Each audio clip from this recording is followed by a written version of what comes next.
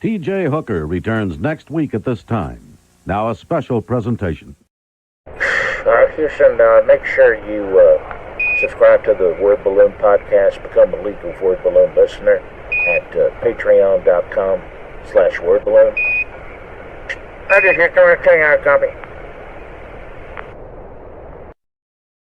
Kingdom Come is 4 separate issues, 48 pages apiece. It was an all-immersive kind of lifestyle for me. It blew people away. I mean, this was the most sought-after book there was. This was something very new, very different. No one had seen anything like that at that scale before. It was amazing. I never thought from anything that people would still be talking about this book 25 years later.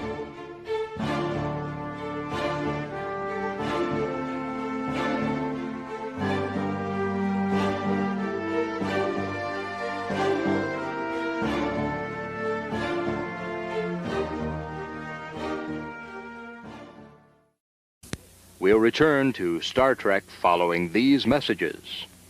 If you're here at Word Balloon, it's because you like comics, creators, conversation, pop culture subjects. Would you consider joining the League of Word Balloon listeners? Patreon.com/wordballoon.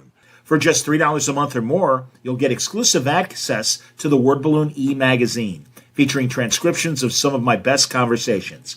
When you subscribe, you'll also be part of the Word Balloon Book Club, where Brian Michael Bendis and I will pick a comic every month to review and discuss live with the League on this show. Join the League today, patreon.com/wordballoon. Thank you always for your support, League of Word Balloon listeners.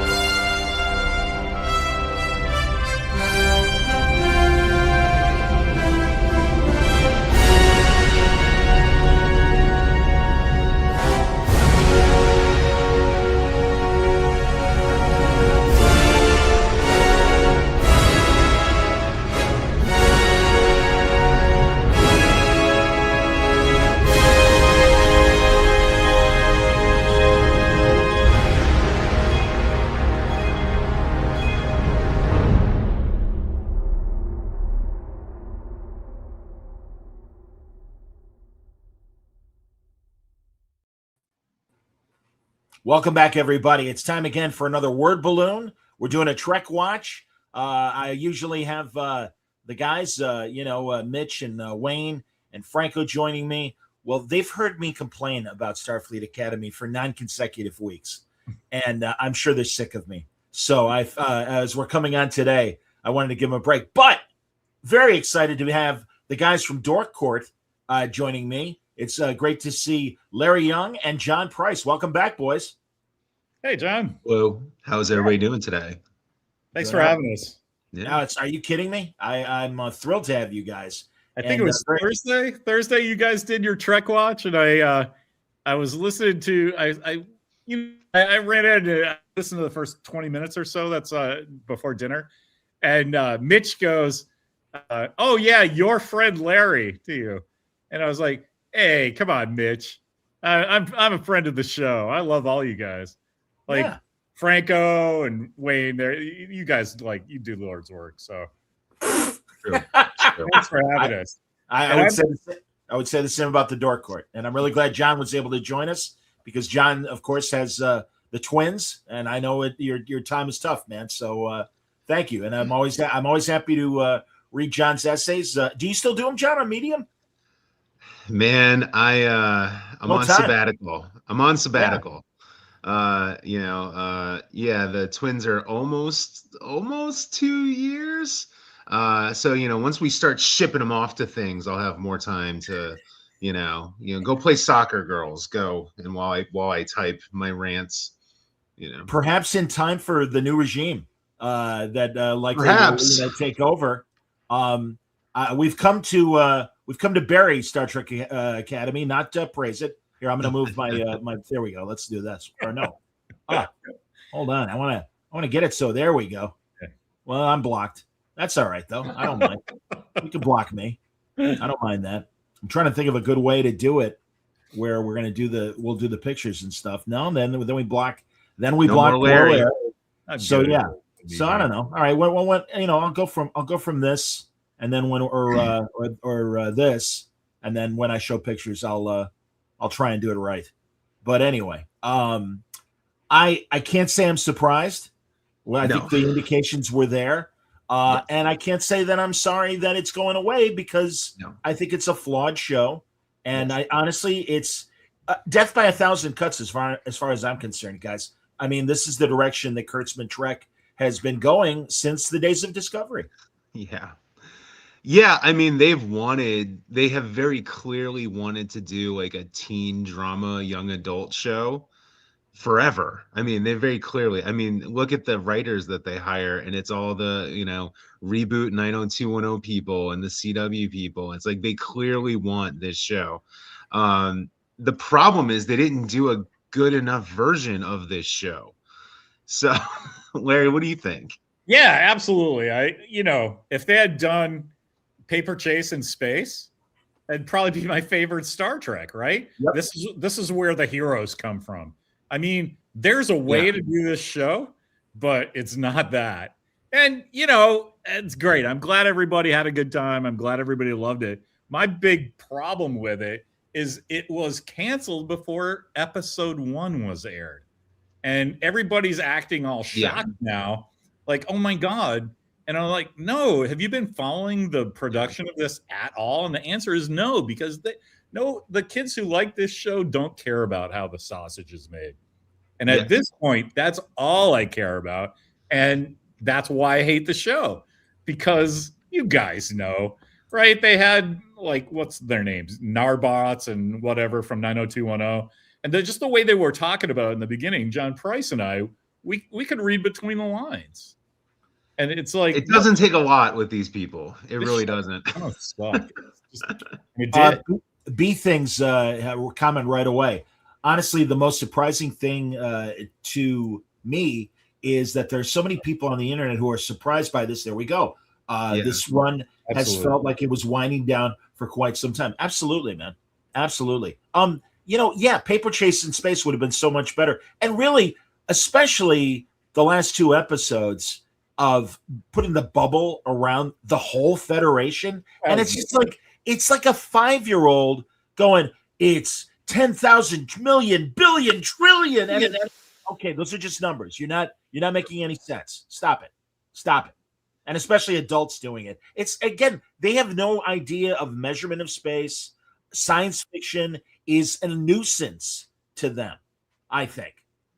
When they opened the turbolift doors and it was a giant, like, pressurized space for us to just fly a roller coaster through, I was like, you guys don't. This should, like, go watch, Das Boat or something and then come talk to me. I tried to rewatch because I honestly couldn't tell you what the last couple episodes were about. So I tried to very quickly fast forward my way through them. And honestly, halfway through, I was just looking at Facebook. And I couldn't even tell you. I can't tell you how it ends. I don't know. I've watched it possibly twice. I don't know. But yeah, it's there are some things I liked. There's a lot of things I don't like. Some of the things were very correctable. Like, if they had wanted to keep going, they definitely could have. But I don't know where you guys want to start with this, because there's a lot. For such a shitty little show of 10 episodes, there's a lot to talk about. Yeah. Well, honestly, it's likely a short list of what we like. So here, Rad Puppy goes, it's sad to see the state of Star Trek in the year of its 60th anniversary. Absolutely. Yeah. If they could have just concentrated on telling good stories over everything else, we would be happy with New Trek. 100%. I mean, honestly, guys, my politics, I'm a progressive. I finally came up with one line where I'm like, I'm not anti-gay, I'm not anti-woman, I'm anti-stupid. And this show was filled with stupid. That's a lot of friends. Yeah. Can you imagine the regular fan, though, that is all invested in, well, of course the white men don't like Sequia or whatever her name is, right? And it's like, no, it's that the captain of the fucking ship is crying 4 times an episode. Oh, okay. You're talking about Shaniqua Martin Green. Yeah, Like, well, and also, hey, man. she's Spock's sister, and it's like, no, Yeah. unnecessary. Well, and for Star Trek Academy Cadet show, okay, so you're doing one season, 2 seasons. There's too many characters for 10 episodes, right? And I know everyone's like, "Oh, Star Trek is an ensemble." That's true. It is an ensemble, but like, there's too much stuff packed in, ironically enough, right? Why does that hologram have like an entire character arc? Why is the main character like 40 years old? Like, he looks older than I do. Like, and like, Yeah. and then there's the whole like Tatiana Maslany part with like, and then like, not even to mention there's the crew. There is a crew to the ship, but they never show them after the first episode. I wrote Like, down their names, and because I did rewatch the first 2 episodes to just kind of understand maybe where they were starting from. And hey, Becky Lynch is going to be on the show. Yay, Becky Lynch! And it's like shit, 5 minutes of screen time, mostly in the first episode. And my God, Holly Hunter goes through it. There's Lieutenant whatever, and Ed Finster, and all these people at the stations. And then we get like 4 teachers always. It was interesting in the Beta Z episode, the second episode. There's a Vulcan teacher, and I had totally forgotten because it's like one scene where you're remember that. Yeah, you're actually getting some class. What we could have, they didn't need the bubble of space mines. You know what should have been the climax? Finals. Hey, it's final exam time. Oh, Christ, I don't know if I'm going to make it or whatever. And really, like, make it a smaller show. You're clearly, you want to make a smaller show. So fine, do that. Don't. It doesn't have to be quadrant ending threats and everything. And also the pacing, like you said, John, it was too big of a cast, but also they don't know how to time manage a single episode or episode for a season. And I'm sorry, I would love to have drinks with some of the writers and be like, okay, you guys clearly weren't talking to each other between episodes, because I think if you took episode 1 and 2 of Academy, the Mizaki episode, which I think was episode 6, and then the last, you kind of have a cohesive arc. Scary, but it's true. I actually liked that episode with them going on the ship as like a away mission or whatever, because it felt like, okay, here we're taking the class on a field trip, which they needed to do more of. But then you have just like filler episodes that I can't even name what they are, but like the episode with them versus the other academy, where they're like going like through the 80s montages of them working out and all that shit. And it's like, what are we doing? And then the whole thing is wrapped up in Paul Giamatti just having the time of his life, like hamming up and chewing the most scenery he can possibly do. Man, Paul Giamatti, man, God bless that guy. He had the best time of his life, good for him. Well, John, I'll tell you, I guess, and I know he was having a good time, but man, what a disappointment, because I like him. I love Holly Hunter. I was excited about Picardo, but like, let's talk about Newsbracha for a second. I'm sorry. I don't buy terrible character. Klingon Tellarite that is spouting Lazarus or these weird things that nobody says, like, it's like an origami chicken. Nobody says that. Shut up. Or Tig Notaro had a thing like, well, like they always say, you break your back before you lift something heavy. And it's like, nobody says that. No one says that. Stop it. I don't know where you're coming up with this crap, but maybe they in the 32nd century. Yeah, it's the future. Yeah. My thing, I loved Giamatti because, like, as you said, the first and second and sixth and last is like, that's a good first 3 episodes, probably. Compress all the storytelling. But then what, right? It's like they didn't know what to do, so they just kind of stretched it out. So you get Giamatti and I forget the She-Hulk, Tatiana Maslany. You get them as bookends for the whole season, and they kind of talk about the 2 characters. And I think you see Giamatti once in the middle, but like, he's just happy that he's on Star Trek, and he knows he's never going to be on Star Trek again. So he just goes, ah! And I'm like, I was really excited for the show every time he was on, because it didn't make any sense. It didn't, he's got tic-tac-toe in his hair he has to do every 3 days. I mean, none of that makes any sense, but I didn't care because there was a guy who wanted to be on Star Trek. And so I want to watch Star Trek, and that guy wants to be on Star Trek, and he's doing some Star Trek shit. And despite everybody telling him not to, or leaving him alone because he's Paul Giamatti, like he was just in a different show. And I love it when actors do that. I suspect, and I want to know what you guys think, that the actors like Giamatti and Holly Hunter came up with some of these quirks, and Kurtzman or the other directors are like, yeah, do that. That's a great idea. And I'm going to go barefoot. I hope that's okay. Yeah, that's great. Do that. Yeah. Ooh, that's good. And it's like, no, that's stupid. I'm sorry. Again, it's not that I really don't believe, again, we are seniors here, boys, I guess, compared to the audience that the target audience was intended for. But first of all, don't alienate your core audience and learn the lesson from Star Wars mistakes. No, bad idea. My God, it's narrow enough that you've put this show behind a paywall. I was talking to a friend who's an animation and TV writer, and he's like, if they had put this on normal CBS and a lot of these other shows, they might have actually had an audience, a big audience that would support advertising and actually be something big enough that they could, run on the regular network, because there are enough Star Trek fans that give a damn. But I mean, really, the mistake of Discovery, and I think when they did put Discovery on, it showed its flaws. They really blew with Picard. They really could have certainly put season 3 of Picard on regular CBS and maybe get people excited. But they were greedy. It's that short money streaming idea. I mean, the failure of streaming in general, this is a prime example of it. And this guy spent money like an asshole.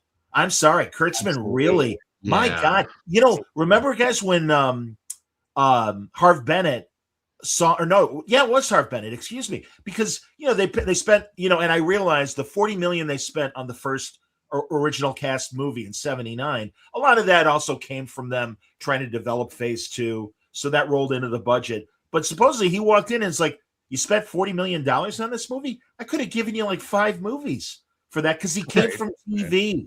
And Kurtzman, I don't know what I know after the fact, Hawaii Five-0 and stuff, but really this is a movie guy that has come into streaming TV. And honestly, he spent money like a jerk.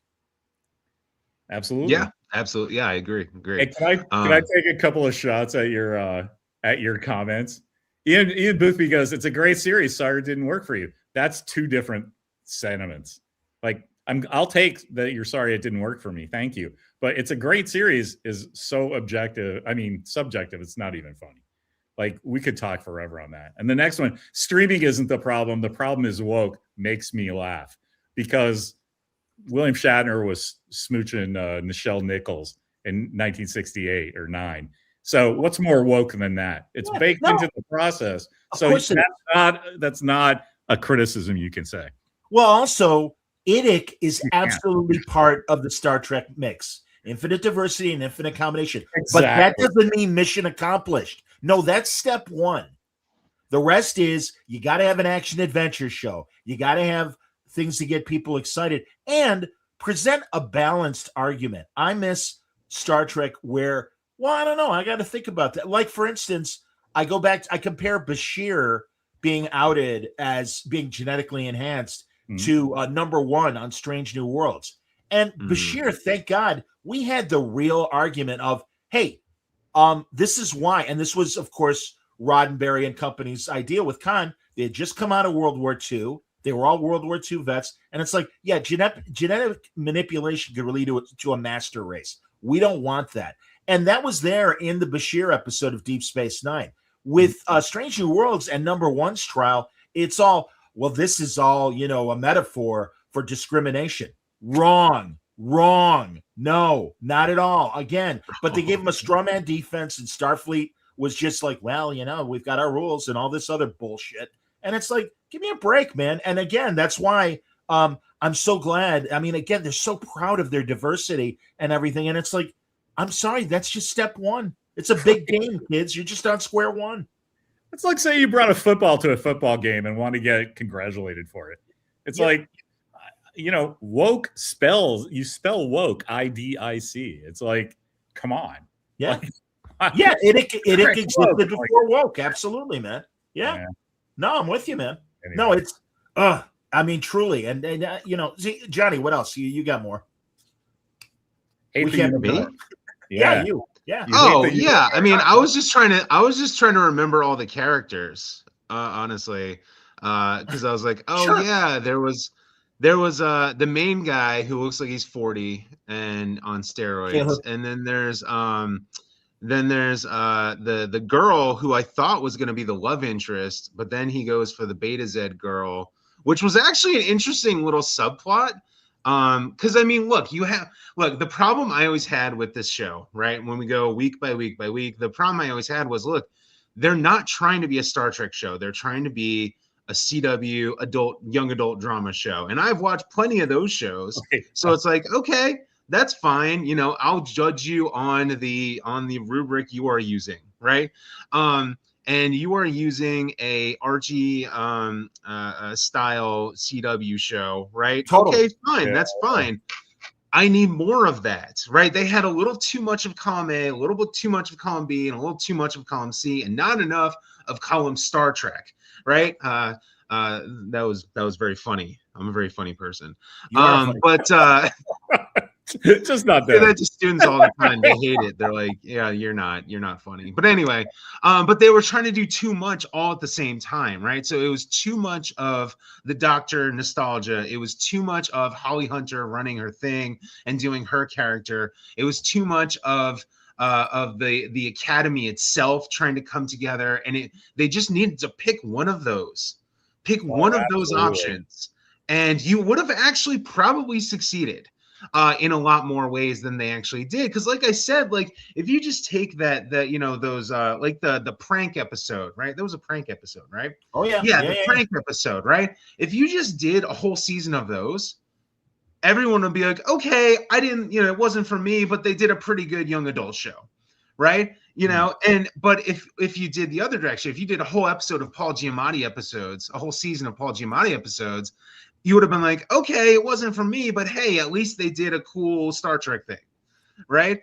They just did too much of all the same things, and none of it worked. In my opinion, none of it worked. I liked some of the relationships. I liked some of the things. I thought it was interesting. They gave that one dickhead a little bit of a backstory, where it's actually he's like the crown prince of whatever planet. And he brought the gay friend with him because he didn't have any other friends or something. Yeah. It was an interesting little episode, but it's like if you have 26 episodes in a season, that would be a cool little episode. You have 10. Yeah, well, again, the management within each episode was bad, but also, first of all, mentioning Giamatti and his group, the Venari Rao, there's a little bit of it at the beginning in the first 2 episodes. In fact, the Beta Z president said, the Venari Rao has been attacking us, but it was one line. And it's like, no, you need every episode. And that Venari News Network bullshit that they put in at the very end. That was so bad. But that would have been interesting if that would have been seeded from every episode. Yes. And honestly, I was saying this with the guys a week or so ago, and I'm like, it would have been cool if, like, especially the kids, that it was almost like pirate radio for Great Britain in the 60s. Yeah. And it's like, hey, the kids are watching this VNN because that's where all the cool music is playing. And then have a teacher go, yeah, but these guys are all about propaganda. And even have 10 seconds of a screen of a Federation representative and a Venari Rao, and set up the Venari Rao like a real political movement beyond just being space pirates. Hey, it's Paul Giamatti stealing your warp engine in episode 1. And they went from that to galactic threat. And it's like, we didn't get any of that because you didn't see enough of that in the other episodes. And instead, it's scratching your ass and holographic Sam pulling her metaphoric underwear out of her ass. And by the way, I will say honestly that episode 8 of the Doctor and Sam, I'll admit they touched me. They did. Show us on the doll. Yeah. But I mean, I really gotta say, I kind of did a bit of a 180 with Sam. But that said, the inconsistency, because it's a hologram, and especially in episode 9, when she's like, "Well, I'm moving out. I'm going to get my own room." we're going to put you on a thumb drive and you can live there. You're a goddamn hologram. And she's intangible when it doesn't matter, like in the laser tag game. But when shit really goes down, you can manhandle her. You can shoot her when she's on the Mizaki. It didn't make sense. And also, Tarina's mental powers made no sense either. No sense at all. No. I actually really like that Sam character, except they boned it because they never give attention that you need because they're trying to service 10 things during each episode, of which there's only 10. So like if they had done a narrative track of what the teachers do every day and a narrative track of how that impacts the kids, and then the third track of Paul Giamatti and that shit up the middle that converges around episode 7 or whatever, just fucking write all that. But you had, John, you had the point in the beginning that nobody talks to each other. So I don't understand how modern writers' rooms work if everybody just goes, here's kind of what we're going to do, and then go write an episode. Instead of, no, this has ramifications here, and we can pay off this later down there. Like, that's what regular writers do. Now there's 9 more guys, and it becomes 9 times shittier. Yeah. Maybe you need to fix your writer's room. Wasn't it Walter Mosley, get him on the phone. Very inconsistent. Larry, you read my mind, because I was going to say, when we learned that Walter Mosley was, hey, you can't get that rough in the writer's room. And I know too many writers of television and film where it's like, no, that's the place where all bets are off and you can say inappropriate stuff because you're trying to get to good story.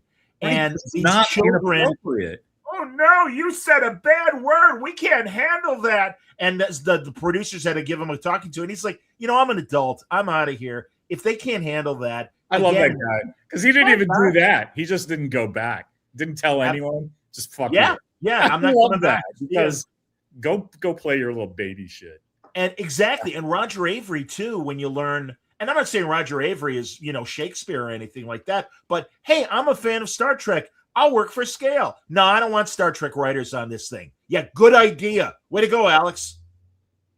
Boy, game set match, Alex. You know what you're doing. He proved his point. Regular people don't understand Star Trek. Nice job. I'm sorry that took $250 million and Paramount's going to, get bankrupt, but whatever. The cool thing is we can do bootleg Star Trek now. Because they're going to go bankrupt and they're not going to care. They're not going to be able to come after us. And we'll do that. That's funny. I don't think, guys, honestly, I really don't think, because people are like, oh no, we're not going to get Star Trek for a year. I mean, it might take 10 years before we get back. Bullshit. I'm glad they did this because now I know I don't want shitty Star Trek. I'd rather have no Star Trek. Like, here's the thing. The first one was 79 episodes. We all memorized them because that's all we had, right? But when Next Gen came out, I was in college and I had already started recording them. And I had super long play or whatever. I had 4 episodes on a tape. And I did that no matter where I was that whole 7 years.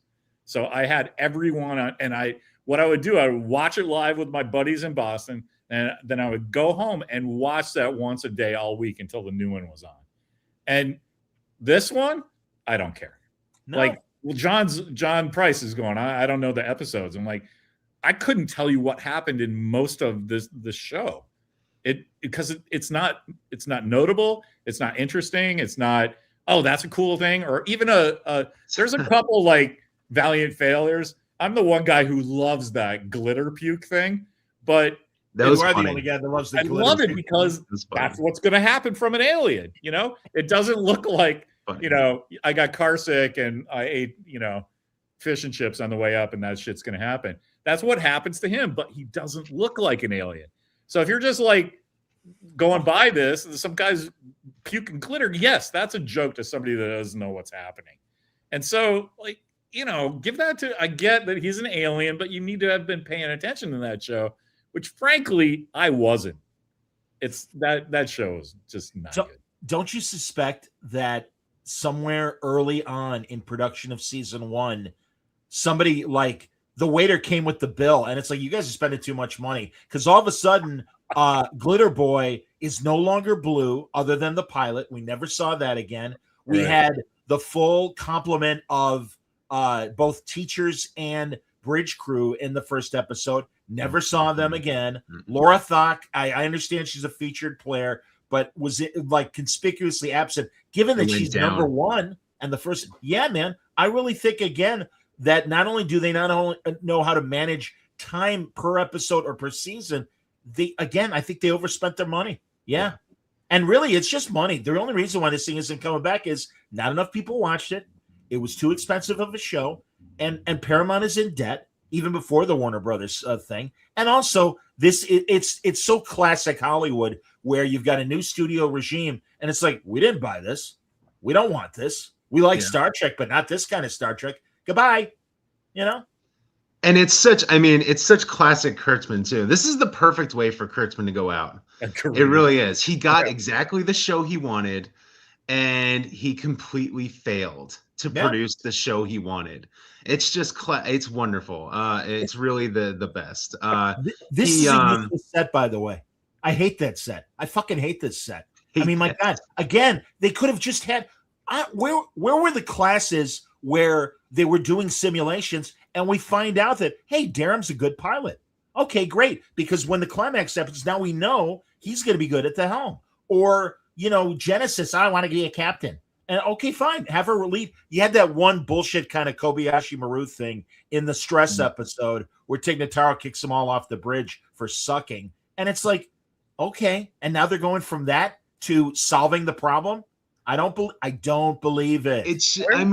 It's just there's such an easy formula for like a show like this. It's Hogwarts in Star Trek. Exactly. It's like literally ChatGPT could have made better scripts and a more coherent episode guide. Good.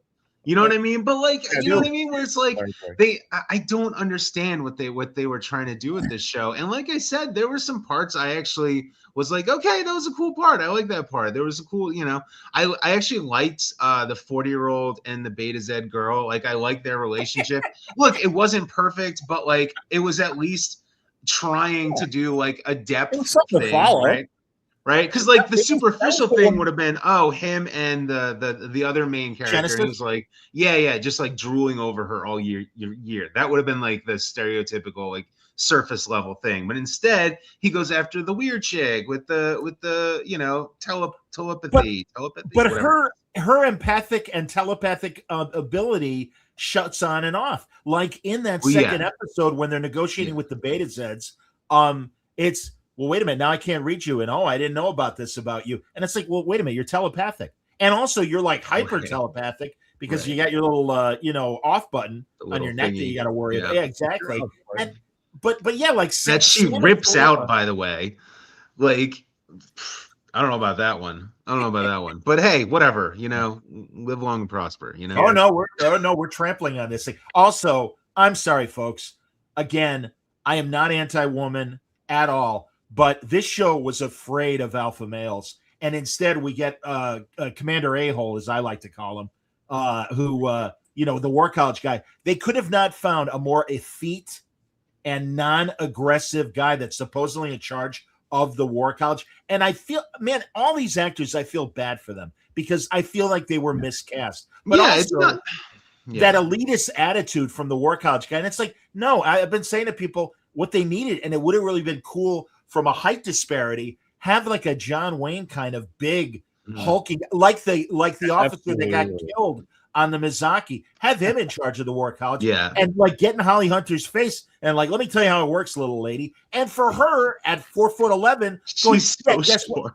And I love that, and honestly, and she's tough. She could be tough and be like, yeah, sorry, I'm not buying it, pal. That's my Starfleet doesn't work that way. That's the Kurtzman problem, though. That he doesn't. The modern Star Trek problem is that they don't have enough confidence in their characters. Like the three of us could write a crazy arc for Holly Hunter being Tasmanian devil at all these fucking guys who think that, but they don't believe it. They're like, oh no, we just don't want. What is that, Johnny? Our main character, What's Johnny holding up? Sorry, I gotta plug in my laptop. Sorry, man, that's good. He's like, have you seen my new haircut? You're looking sharp, John. I showered. You know? I appreciate that, John. I got to get my hair cut before. That's what that is. Sorry, I'm plugging in my laptop. Everybody, technical problems. There it's we all go. good, bud. No, that's no better. That's better. That's and better. Do you remember that character's name who died in the Miyazaki though? That cool Han Solo guy. Because the hunky lieutenant. No, I don't remember. That's speaking to your point that they're afraid of alpha males because the first thing they do is like, well, this is an alpha male situation, but let's just kill him at the end. Yes, you know what I mean. That'll be fine. And it's so arch. There are lines throughout this season that I don't understand. Like him going, man, I can't wait to get a vacation. I've been stuck on this ship forever. And it's like, it docks in San Francisco. Are you not allowed to leave the ship? Are you kidding me? Again, they don't know what they're writing. I mean, I hate that the Athena is part of the school. It's like, no, have a ship. By all means, have a ship.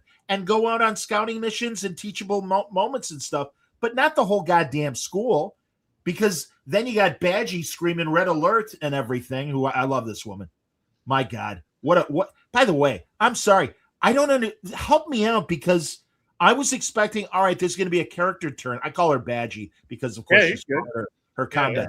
But it's like I was expecting one of two things to happen at the end of this season. Either she was going to have a miracle moment and save the day in some situation, or even better, and I think more realistic, some sort of heart-to-heart with Holly Hunter and like, you know something, I thought I was cut out for this. I'm not. I don't know if you guys, and I'm so glad you mentioned the paper chase, but in that very first season that ran on CBS, they had a guy that kind of lost it and couldn't finish the year. He was married on the show, the pressure of law school was too much for him. And it's like, or even the girl that Laura Thach makes cry when they're out in the rain and she runs away. Fine, show that character going up and, you know something, I'm not cut out for this. I didn't realize how tough it was. Yeah. And you could even give her a soft land and be like, hey, no problem. Guess what? Starfleet has a ton of jobs that have nothing to do with away missions. We're going to set you up in the science lab. We're going to set you up in medicine, something in engineering, something. But no, again, look at the representation, aren't we? Look how proud we are. Everybody can be in Starfleet. Bullshit. This should be the elite. And I hate that about this. It's participation trophy thinking. And it's so... It's Starfleet, the best of the best. Yeah. Dude, I'm too fat to be in Starfleet. I admit it. And I I'm working on it. but honestly, it's like... Right? That's the thing. Like John. If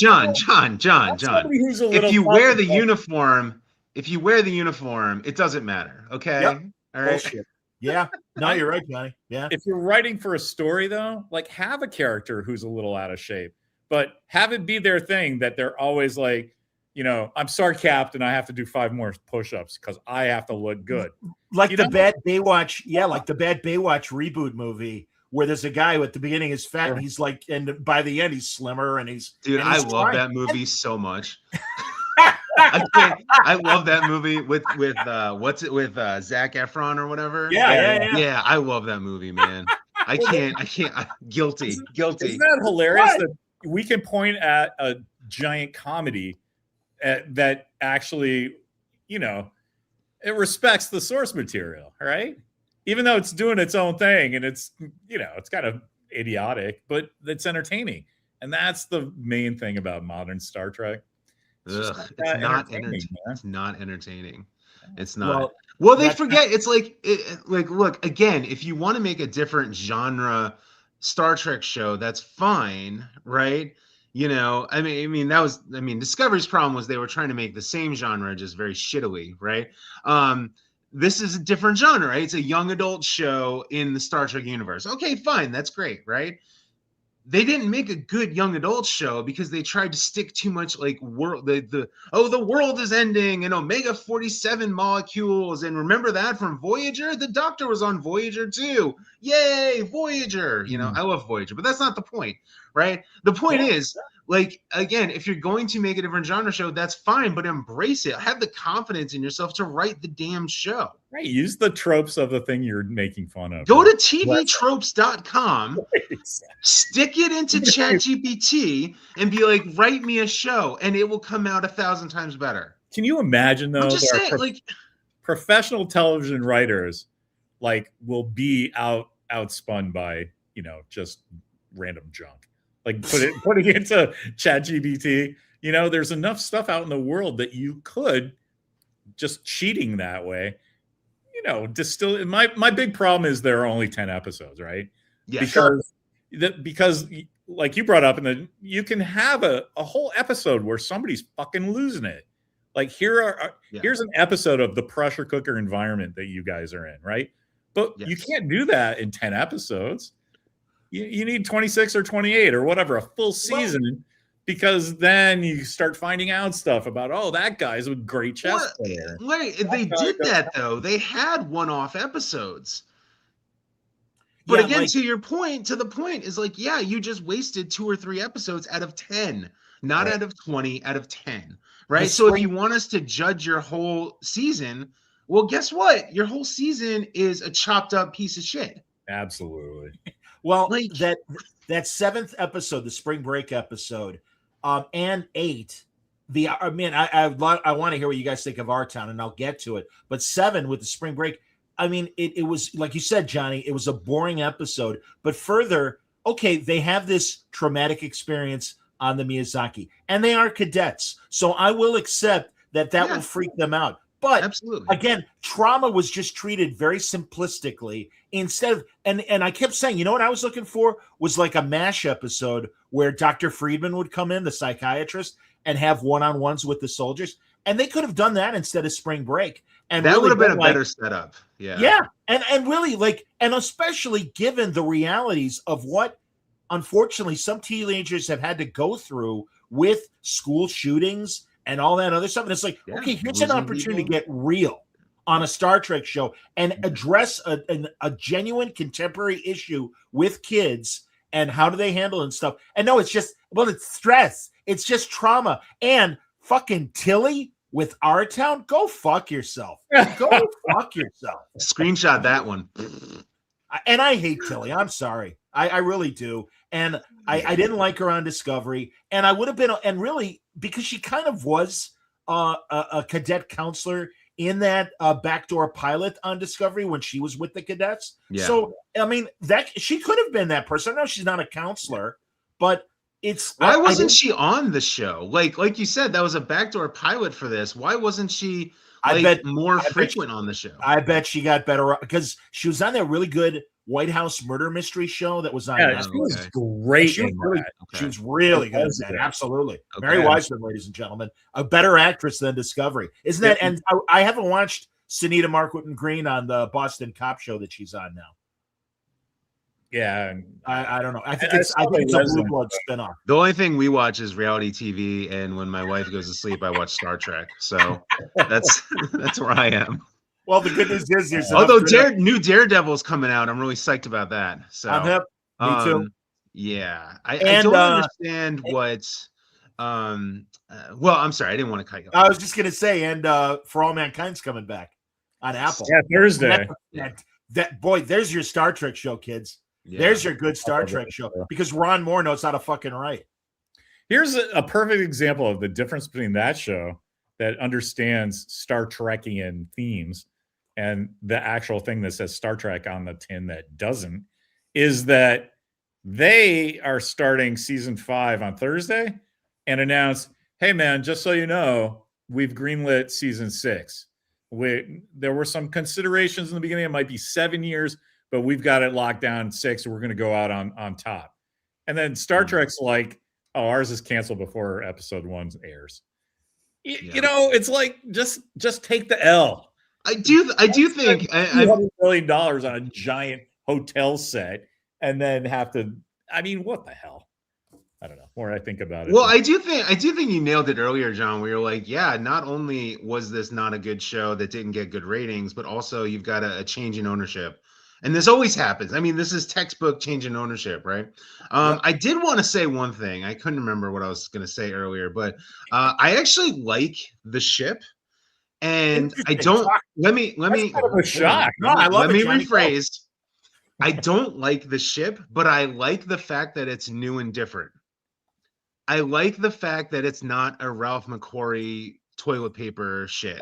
You know what I mean? Where it's like, oh, Ralph McQuarrie just did this while he was shitting one day, and oh, here we did, right? No, it was like a new thing, and they were like, okay, yeah, this is like a cool new thing we came up with. Because that's one thing with the Kurtzman stuff is it's never new. There's never anything new about it, right?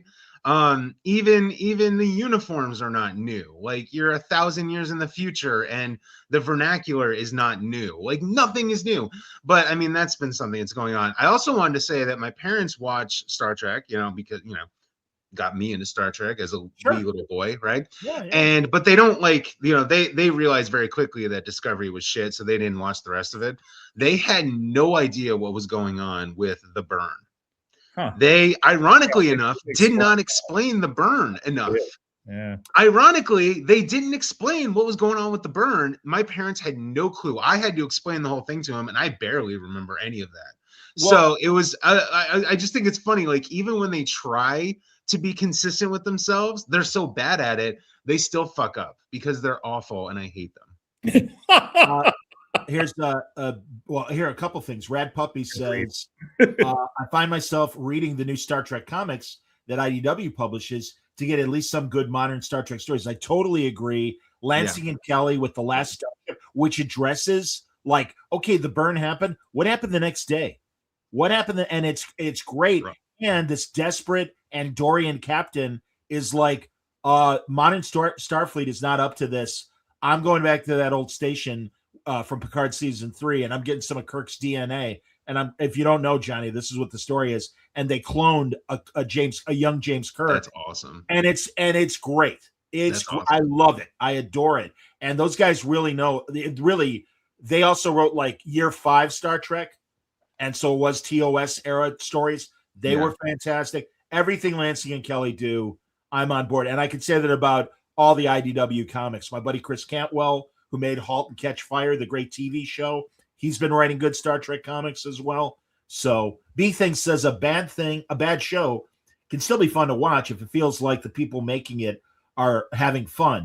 Almost Kurtzman's Trek feels like anybody wants to be involved. Well, again, it's just preachy. True. And I mean, it's very easy to say Star Trek used to make you think. New Trek tells you what to think.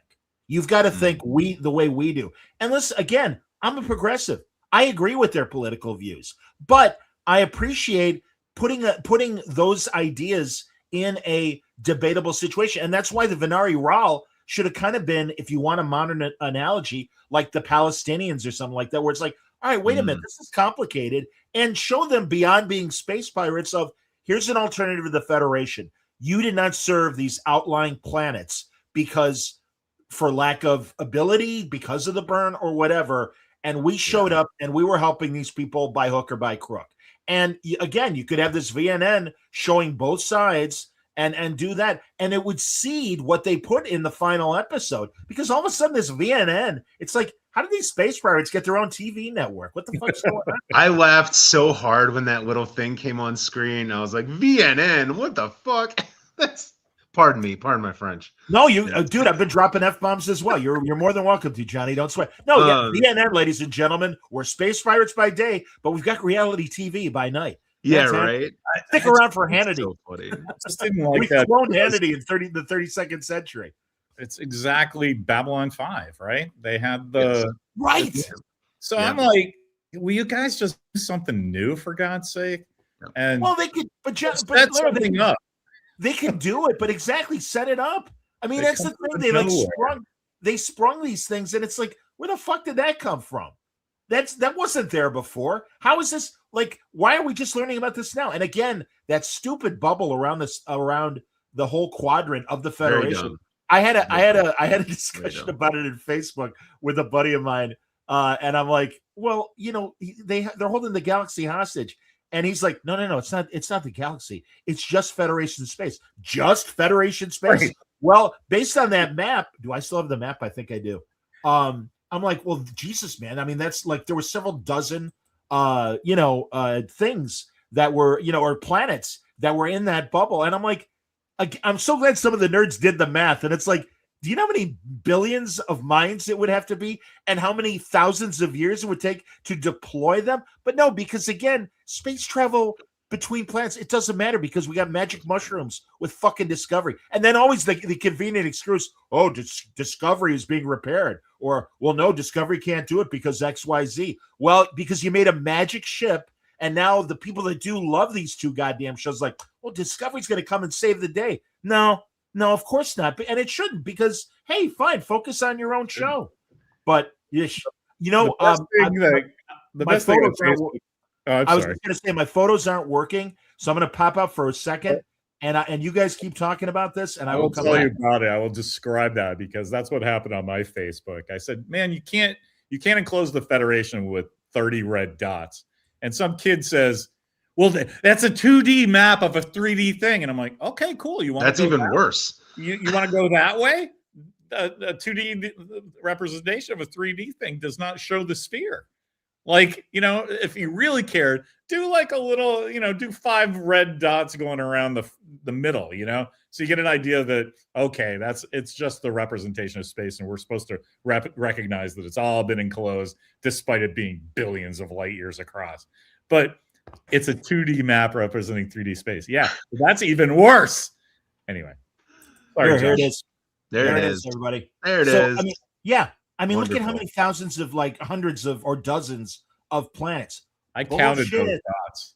Did you really, Lair? There's only 30 dots, and that surrounded all. Only. I mean, yeah. Dots. Oh, that's all. Well, you know, Federation space isn't as big as it used to be. Sure, but again, there's 30 goddamn planets. Give me a break. Space. Still space, man. And really, it's like, nah, it doesn't matter. That's not important. Somebody in the chat asked about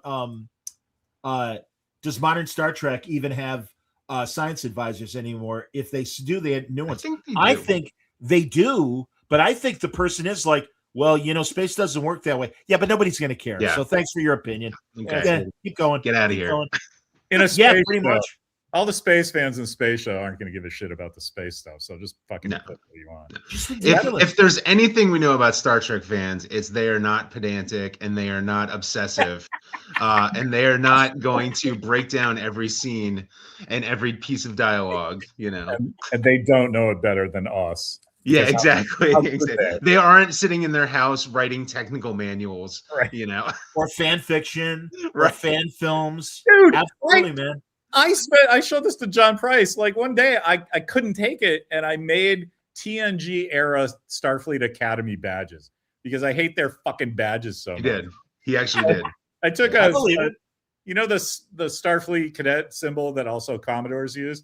I just put the lower decks Delta on that and made the Delta gold, and it looks like something that would be in Star Trek.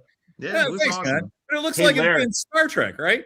Larry, you like make quatlets for Christ's sake. I mean, no, you're very crafty that way, and I love that. I think that's fantastic.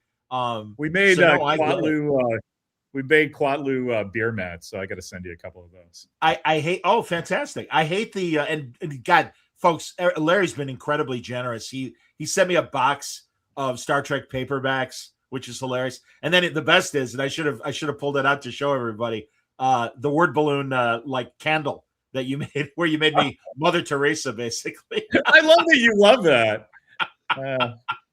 No, that's great, man. But no, we made you a votive candle because we prayed a word balloon. John Santres is doing the Lord's work. No, shut up. Very true. My favorite thing is you said you were at dinner with your family and told them about that, and I was so happy. I was at Thanksgiving or something with all of our family, and I explained that like this is a big deal.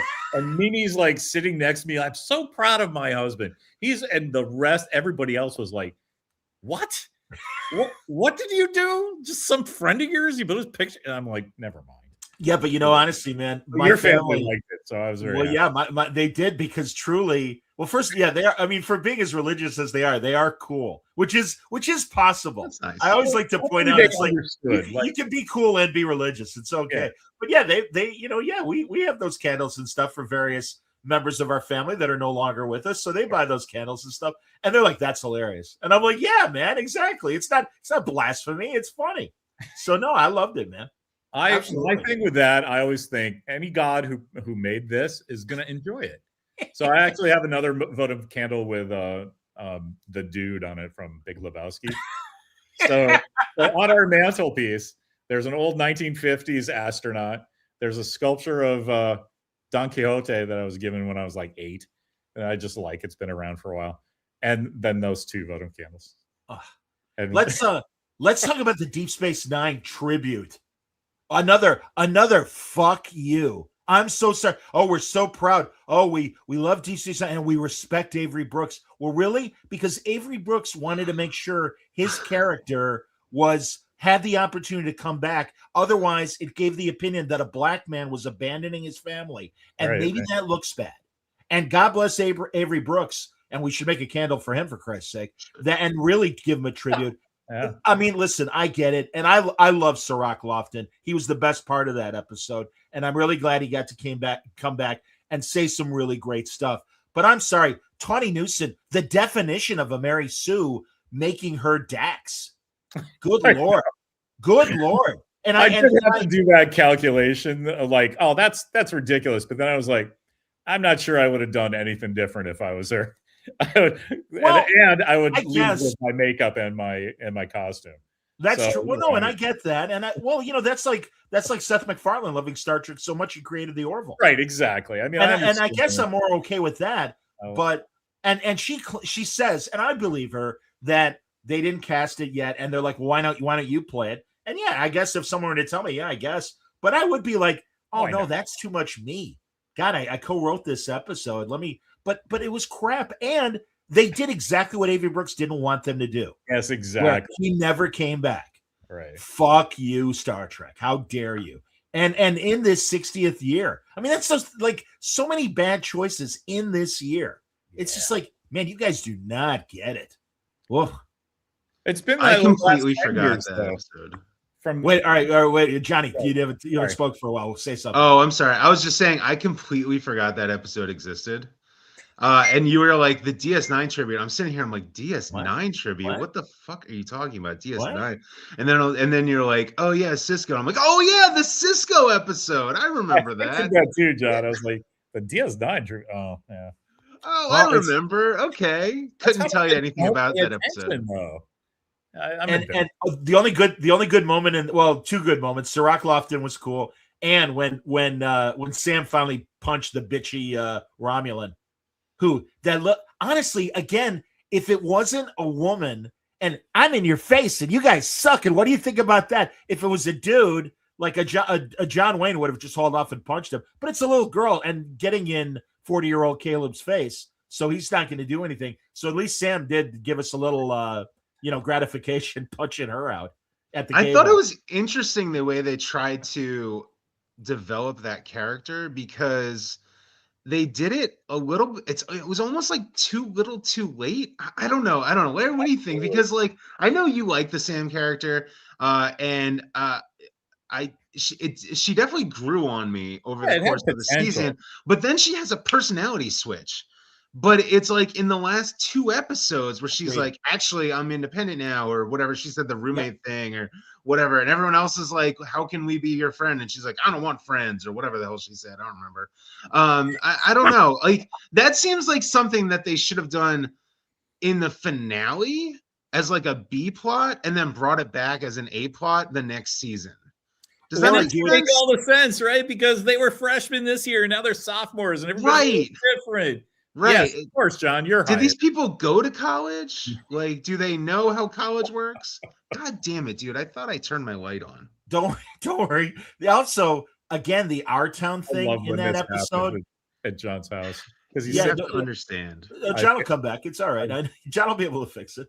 The Our Town thing, that is such a theater kid solution.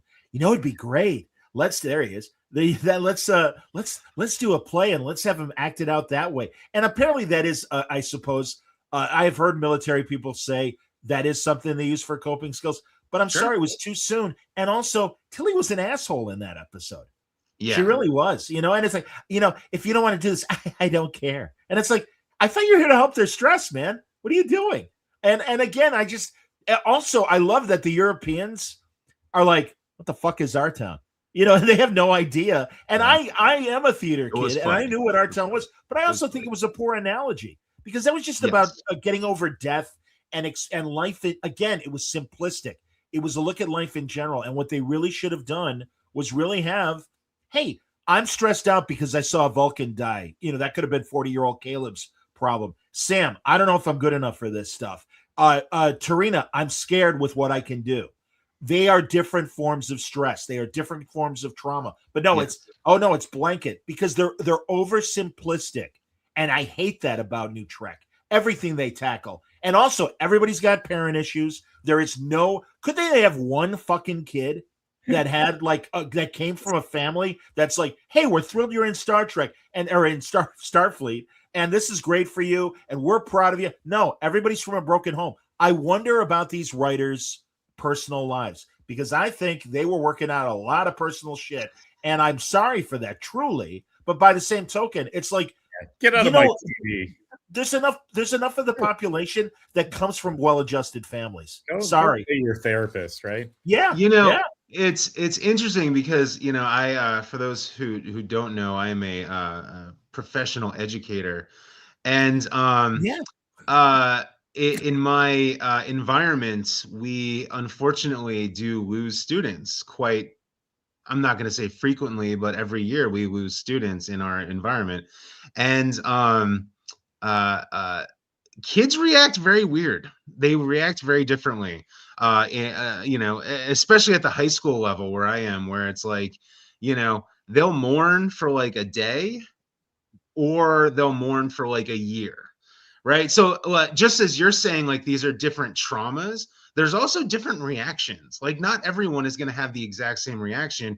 In fact, there's entire disciplines about how to train counselors into dealing with all these things. You can't just show up one day and be like, hey, what's your trauma today, kid? Like, they're just going to be like, no, go away, I hate you. Like, no.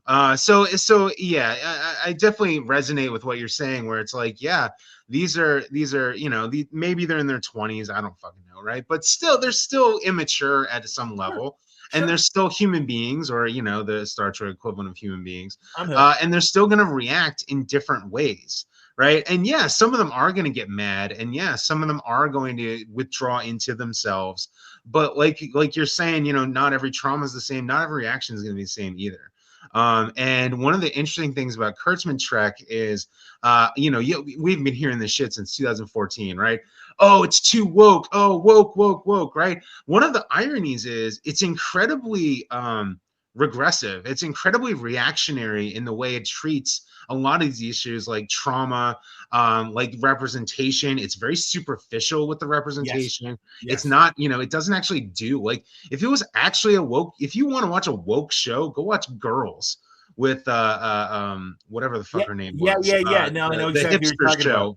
That's woke as fuck, right? Yeah. Star Trek Discovery. Lana Dunham. Not Lana Del Rey. Jesus Christ. No, not Lana Del Rey. Lana Dunham. Lana Dunham. That's right. Yeah, that shit's. It would have been better with Lana Del Rey. It would have been a lot better with Lana Del Rey.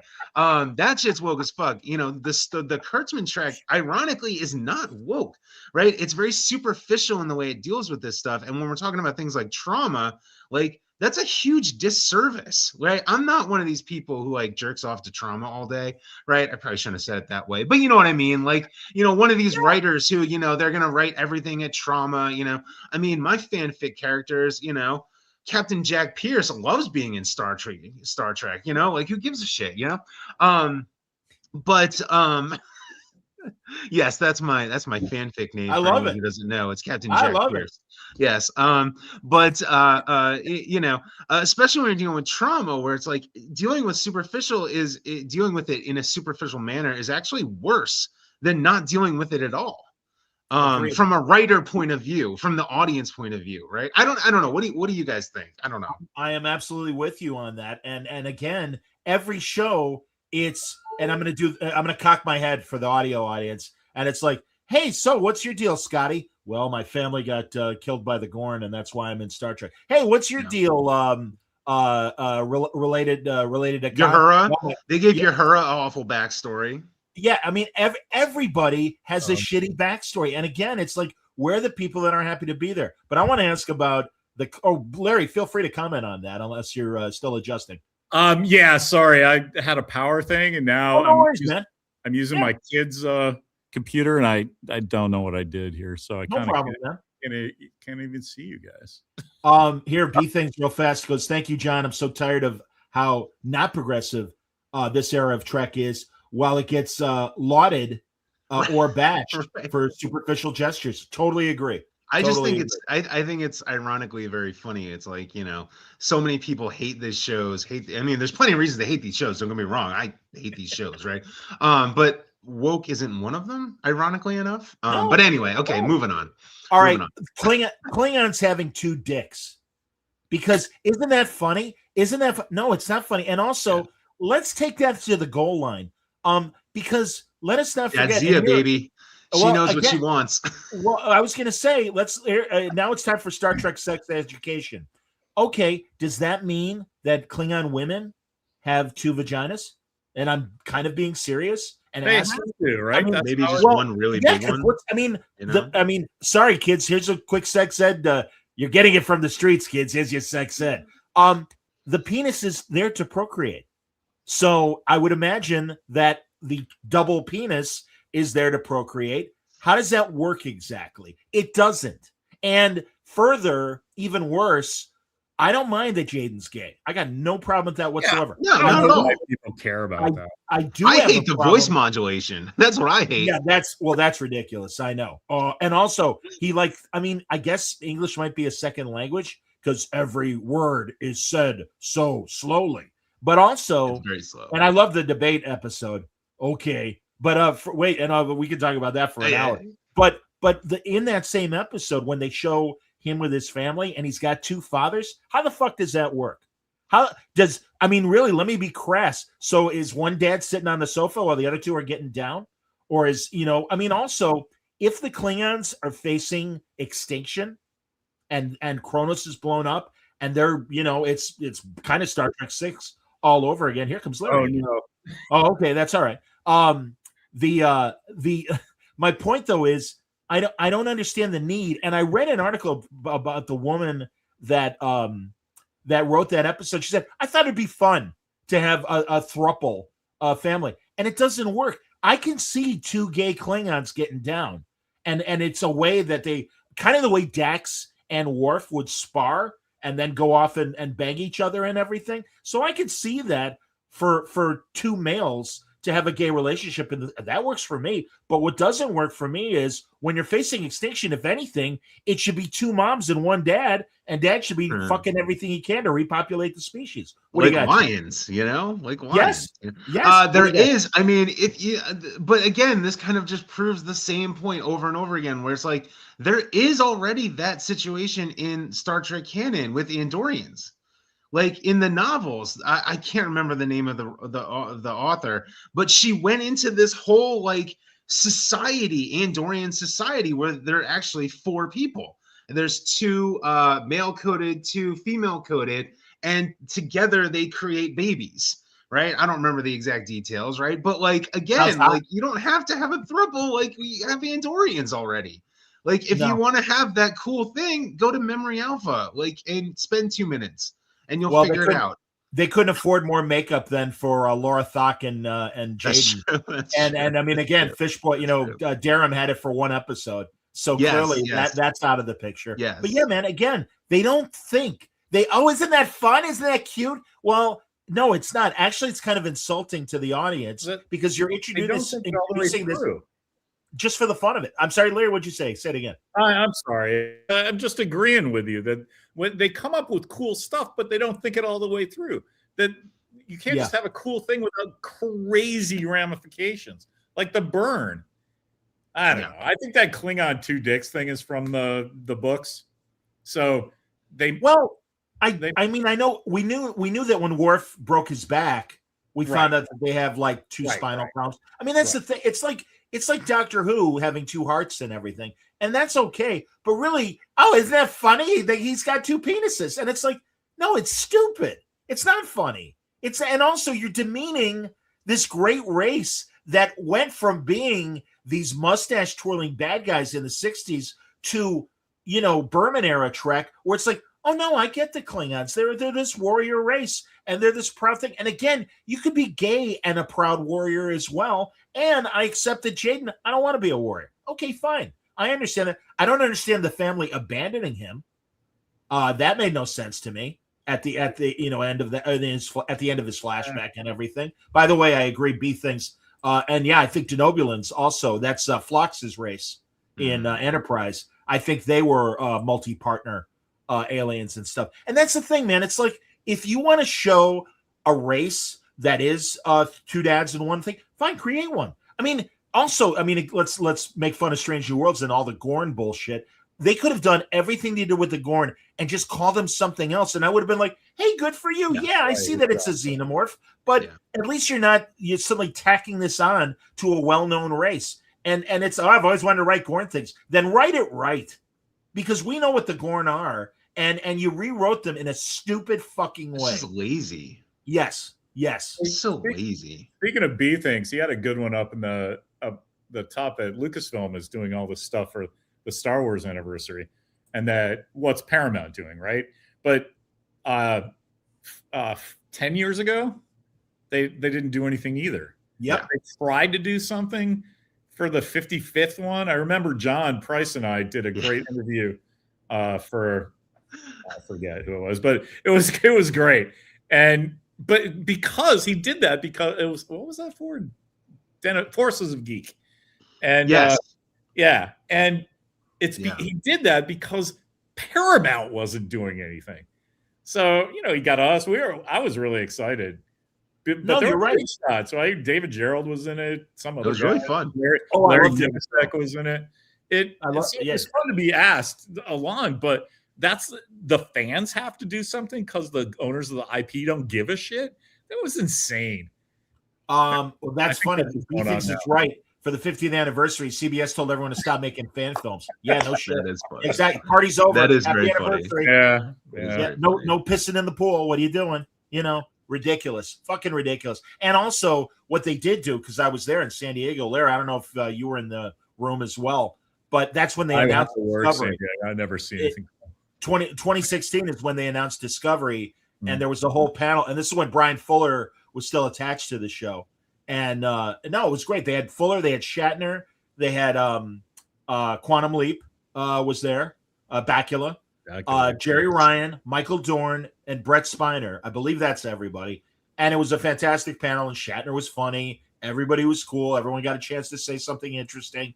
And we were all jazzed for what was going to come for Discovery. And in fact, I had David Dismalchin on, Polka Dot Man from the Suicide Squad. I saw that. I haven't seen it yet, but nice get. That I can't wait to watch that. I was thrilled. They came to me. They're like, "Hey, you just wrote a graphic novel." God, really? Yeah. I'm like, congratulations, buddy. Nice he's awesome. And Late Night with the Devil. My God, what a great movie. But he's like, we were talking, and he's friends with Brian Fuller. They just made a movie. It's called Dust Bunny, and it's a horror movie. And I'm like, I really think if Fuller were allowed to have been showrun Discovery, we would have gotten a better show. I would have loved that show. I loved his sensibility. Yeah. I'm dying for that. John was saying at the time, I'll never forget this. He goes, "Man, I can't wait until I get to read the books of all the people telling the behind the scenes shit of what happened to this bullshit." No shit. For real. I know, man. I know. We got to wait for the NDAs to be like 20 years in the past. I'll be in my 70s or 80s at that point. Tell me what happened. I still want to know. We were right. I died. Not my deathbed. I knew it. I knew it was the licensing. I knew it. I knew it was. Well, and that's the other thing. I look forward to. I think much like the Kelvin films, this will be fine. It'll be in the Paramount library. You can watch them. That's fine. And for you, the fans, you've had 10 years of Kurtzman Trek, and it will definitely be 10 years as far as on camera. But it's been 10 years since they've been planning this shit. Okay, well, you've had a decade. Just like, Berman Trek lasted longer than that, and that's fine. But this is your era. For all you fans of this kind of Star Trek, you've got several shows. Some of them are good. Isn't it? Well, it's not ironic that the animated shows were better because Kurtzman didn't care about those shows because he had no say. Yeah, only or he left them alone, and he's like, "Fine, do your thing, Mike McMahon. Do your thing, Haberman Brothers." Because and really, Prodigy is the better. In fact, my buddy Wayne, who's on Trek Watch with me, he's like, that's the good Star Trek Academy show. And it's like, yeah, it is. Yeah. It really is. And it only got better. I wasn't crazy about it the first half of the first season, but the second half, wow. And God damn it, that second season was fantastic. It was great. I mean, I love talking to you in the first season because you hated that show. And I was like, man, I hate cartoons, and I'm still watching this. Like, hey, man, they turned it just like Lower Decks. They turned it around. I'm glad you saw the Star Trek come out, though. Oh yeah. Well, and when they were on the planet and the aliens there were giving them their deepest desires. So Dal found his parents, and Rock, the big woman, the kid, was like playing with bunnies, but it turned out they were eating his flesh and its flesh. And it's like, all right, now this is interesting. You've got my attention. Okay. Right. So I haven't seen most of Prodigy. I definitely am one of those people that gave up pretty quickly on Prodigy. But I know I've heard that it got a lot better. Johnny, I swear, second season is good. It's good. But I love Lower Decks. I will tell every single person I meet that Lower Decks is one of my top 4 Star Trek shows. Wow. Yeah. Wow. Yeah, absolutely. Yeah. Well, that episode about the Magatu alone, you have to know Star Trek to make that work. Yeah. That's a great episode. Yeah. Well, I like love that. I like the XComs. I like Peanut Hamper. Yeah. Peanut Hamper. Great. Also, back to Starfleet Academy. We don't need the little robots floating around. We didn't need Peanut Hamper. There was an XCOM and a turbo lift, and it's it's this extra CGA. It was like Almond Basket or something. It was something like that. You're right about that. But it was like they could have had. This is where you could have like Bewitched special effects and have Almond Basket on like a fishing line, and you don't have to CGI everything. That's what I'm saying. This guy spent money like an asshole. Yeah. I'm sorry. It's just so fucking ridiculous. And I've got I loaded, guys. Do you want to see it? Commodore or Commander A-hole actually made and again, I don't blame the actor, but where do I have it? Do I have it here? Yes, I do. Okay. He lamented the end of the show and he put it on social media, so I don't feel bad playing this because he wants people to see it. So here it is. Hi everybody, it's Raul. Tough day around here today because we got the news that we won't be able to make a season 3 of Starfleet Academy for you, despite just finishing an excellent, super fun season 2 and the world getting to see our season 1. But I am excited that you will have a chance to watch that upcoming 10 episodes and you'll see your favorite characters grow and develop and change. But it's hard not to feel a little sour today. We had such a great time working together. It's a testament to the cast and crew who, work so hard collectively to bring you this universe and the very special universe that it is. But we can only be thankful for the opportunity that we all had together. And I'm walking around in my season 2 crew gift with a bit of pride today for what we've done and what you're going to get to see.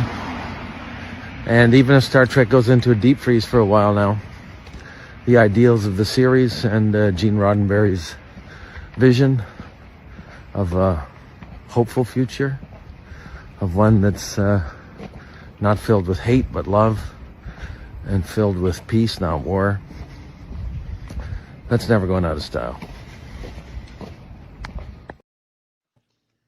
I mean, I always feel bad for the actors because like we all shit on these shows and like not their fault. It's not the actor's fault. Like as much as I all. hate Michael Burnham, I don't hate Sinead Martin Green. Like, Absolutely, that's ridiculous, right? I feel bad for the guy. Like he got essentially fired, right? Well, he's miscast. I mean, also it doesn't help that he looks like Ted Cruz. Let's be honest. None of that. John Price and I got into it with Mike Okuda. Please tell me the first season of Discovery. Yeah. What did he say? That in joke that we got out of it. He was like, "Oh, uncalled for. That was uncalled for. Uncalled for." What did you say that made him say that? That's awesome. He made a disco, he made a disco shirt, for the workout, but it had its socks underneath, right? Of course, disco sucks. Yeah. Mike goes into this whole thing about everybody who works on it is working their fucking hardest and pouring their hearts into it. And I'm like, I don't give a shit because the end of it blows. It's that is everybody goes to work and crushes it. Nobody gets up to go to work. I can't wait to half-ass it today. Right, to make a shitty show. You, Mike Okuda. Right. Like, I love Mike. I actually I love him as well. And honestly, it's just like Frakes and Picardo, because I come from sports radio. I get it. Even when you have a losing team, you're not going to shit on your own team, and you're going to defend your team. But and you're going to defend your shitty coach. So I understand, and I do understand where they're coming from, where, well, these are just haters. And it's like, no, man, we love Star Trek too. And also, we're fans. We don't own Star Trek. It's CBS's and Paramount's to do with what they will. But unfortunately, they put a guy in charge who casts people poorly. I mean, I don't hate Paul Wesley. I hate the way he plays Jim Kirk. Right. But I don't hate Paul Wesley. He's Kirk. That sucks. To continue the sports analogy, right? To continue the sports analogy, it's like, hey, yeah, I was now they call themselves the Washington Commanders, right? Yes. But I was a Washington fan my entire life, and for most of my life, we had one of the worst owners in sports. Yep. We were all fans. We would go to games, we would buy stuff, and we would turn around to the booth and give him the middle finger. It's like, okay, yeah, you own this. I'm actually giving you money right now to give you the middle finger, right? So, that's awesome. We totally understand that, we all understand that, yeah, we're all in this because we love Star Trek. I'm wearing a goddamn Lower Decks fucking outfit right now. Okay, it's 9:00 at night. My wife's asleep. I'm sitting here with the dog, and I'm wearing Lower Decks outfit because I love talking about Star Trek, right? But this show sucks, and I hate Alex Kurtzman, and he destroyed the thing I love. All of that can be true. 10 years. And it's like, it only took Barry Weiss at CBS 6 months to fuck up CBS. Yeah. But it is death by 1,000 cuts with guys. I used to work for CBS Radio, and I was so proud when I did. And it is in the pre-Barry Weiss era. And I'm like, I'm working for the company that Cronkite and Edward R. Murrow came from. And they ran into the ground. Kurtzman, it took him 10 years. And truly, if you piss off half the fan base, you're not doing a good job. And I have no idea what the Ellisons are going to do, but I don't think for all of the extreme left people, there's a woman, there's a trans person, Jessie Gender, who's really afraid that a lot of representation is going to go with the Ellisons. I don't believe that. We'll see what we get.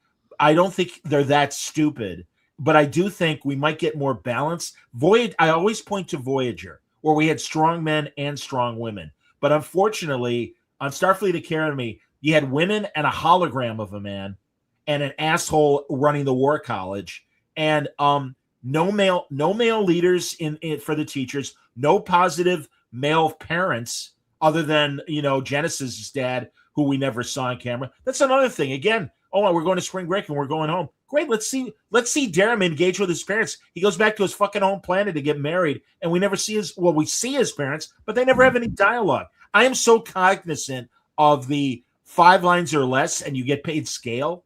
Yeah. Don't you think this, like every episode, it's like, all right, that's 4 lines. Stop that person talking. I do that all the time. Hey, it's an under 5 because my kid's in screenwriting school now. There you go. So we kind of watch TV a little different than most folks. But the under 5s, it's crazy on that show because they don't service any character. So why would the background guys? Why would the under 5s have any good tones?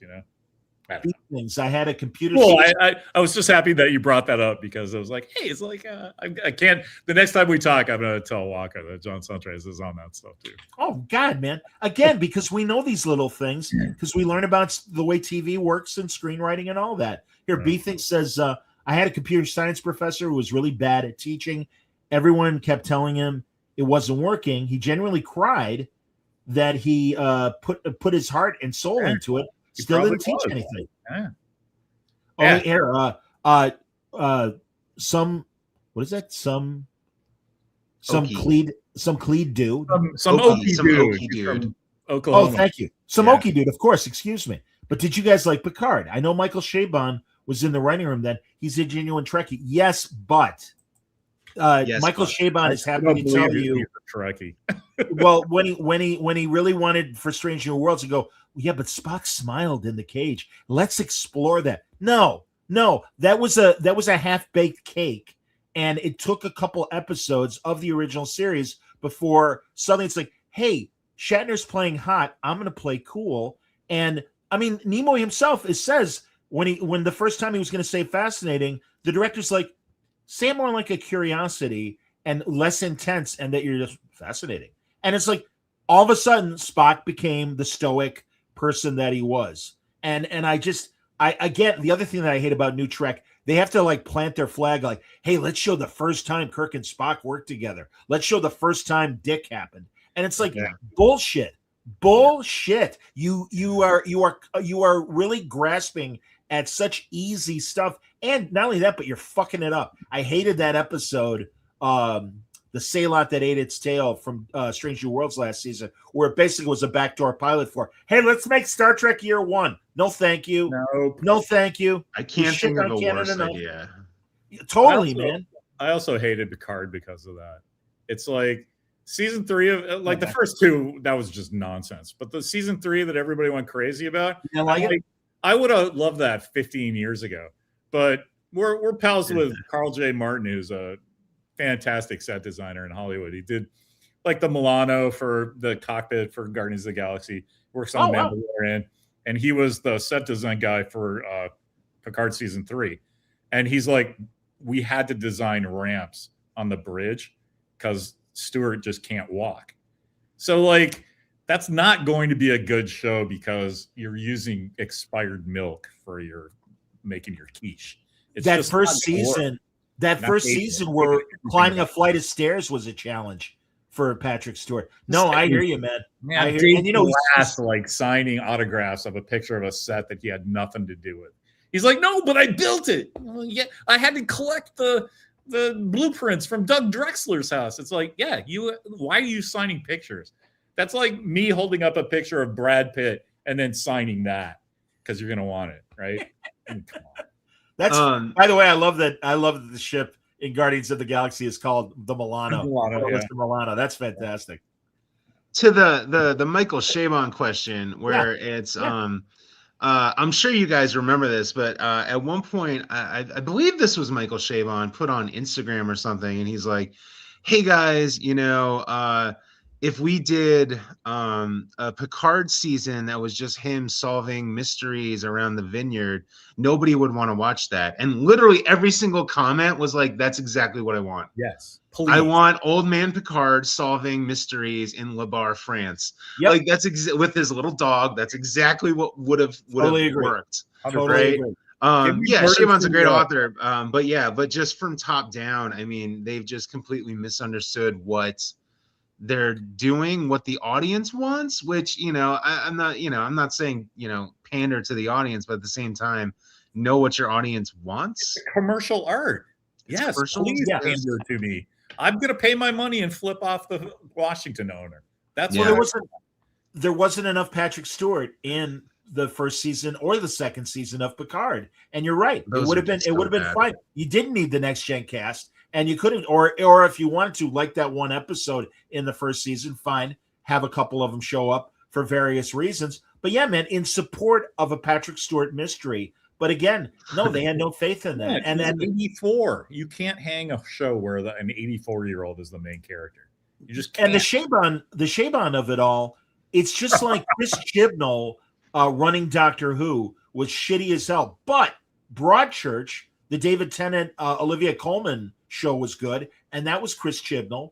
And he also wrote episodes of The British Life on Mars. So as great of a writer, and I agree, I love Chabon, and most, like 90% of what he does, the 10% I don't like, sorry, it's his Star Trek.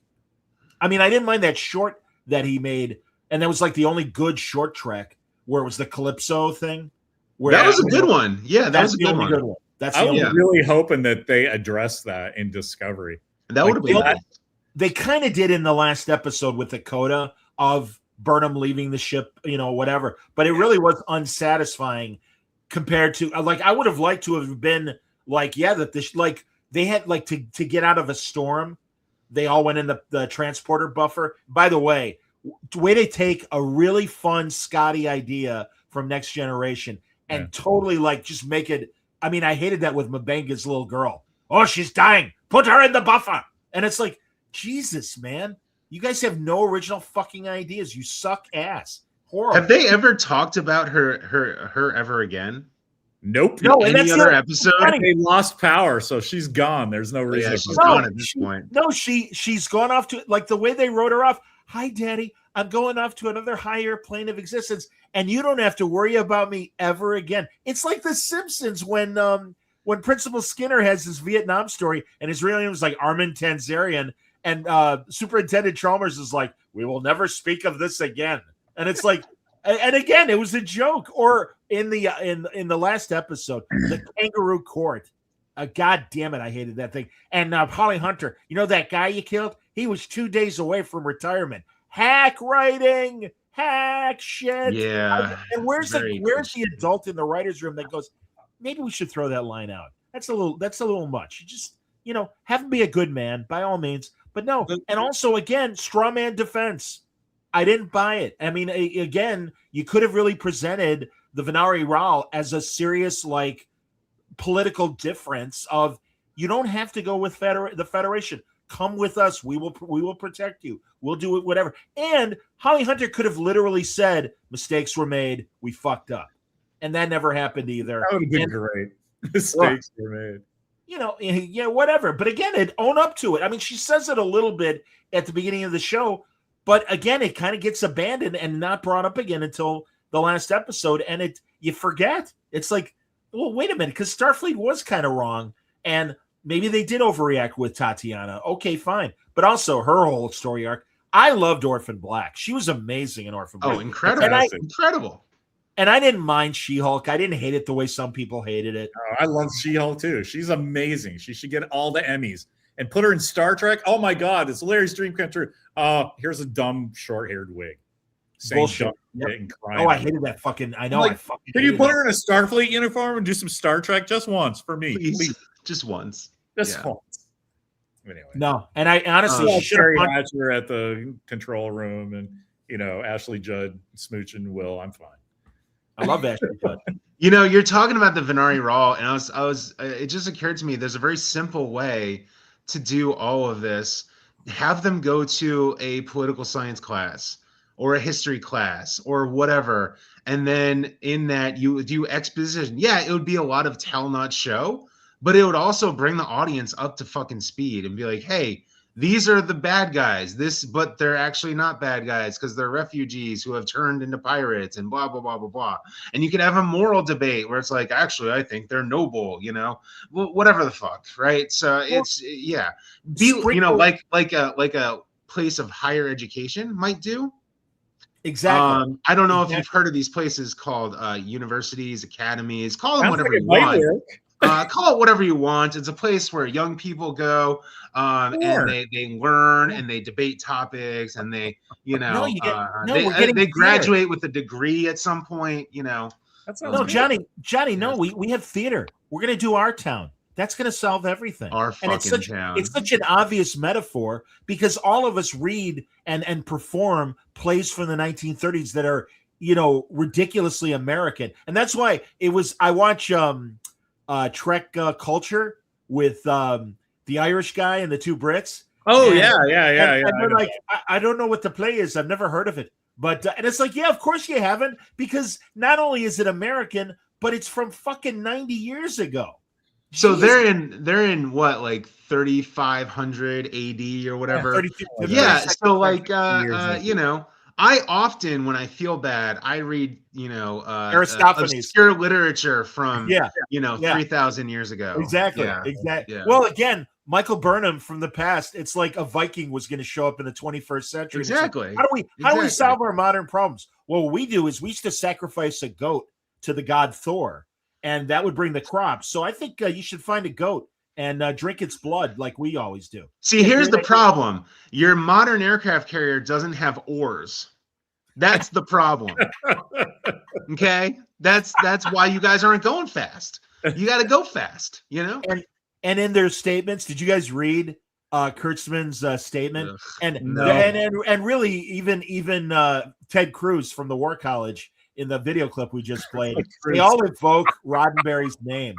I know, I can't help it, man. That's what he looks. He's got that fucking honker, man. He can't help it. Again, it's like, could they have found an uglier man? And that's why it's like, okay, you've got a man and he's in charge of the War College, and he's ugly, and he's effete, and he's prissing.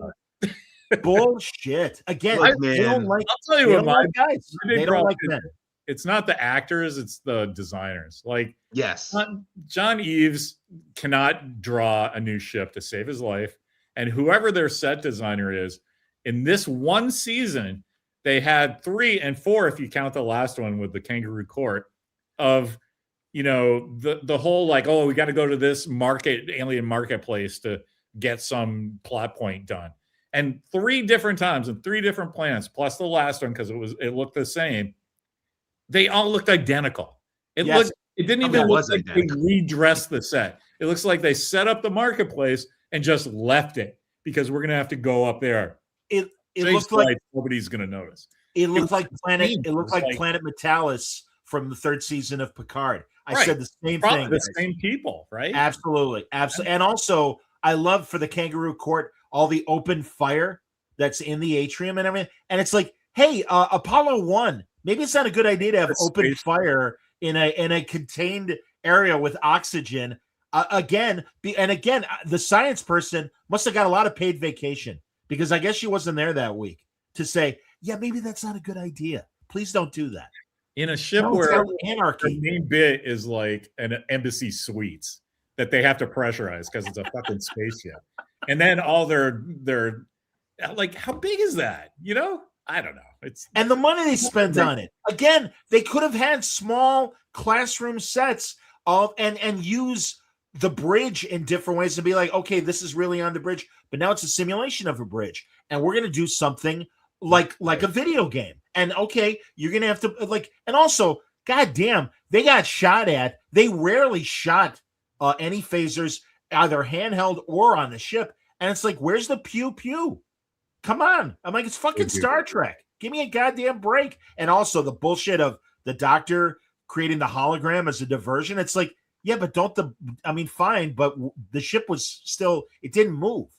And also like, so now the Venari ship sensors didn't notice that the thing was moving. I don't believe you. I don't believe what you're setting up. Now just go with it. It's fine. Oh, it's fine. We're going to get to the good stuff about their feelings. Fuck you. Fuck you. He thinks is crushing the comment section. I know he is a regular watcher. It's true. That's something very kind, thanks. It's very cathartic and thanks. But man, I am really enjoying your comments, man. So thanks very much.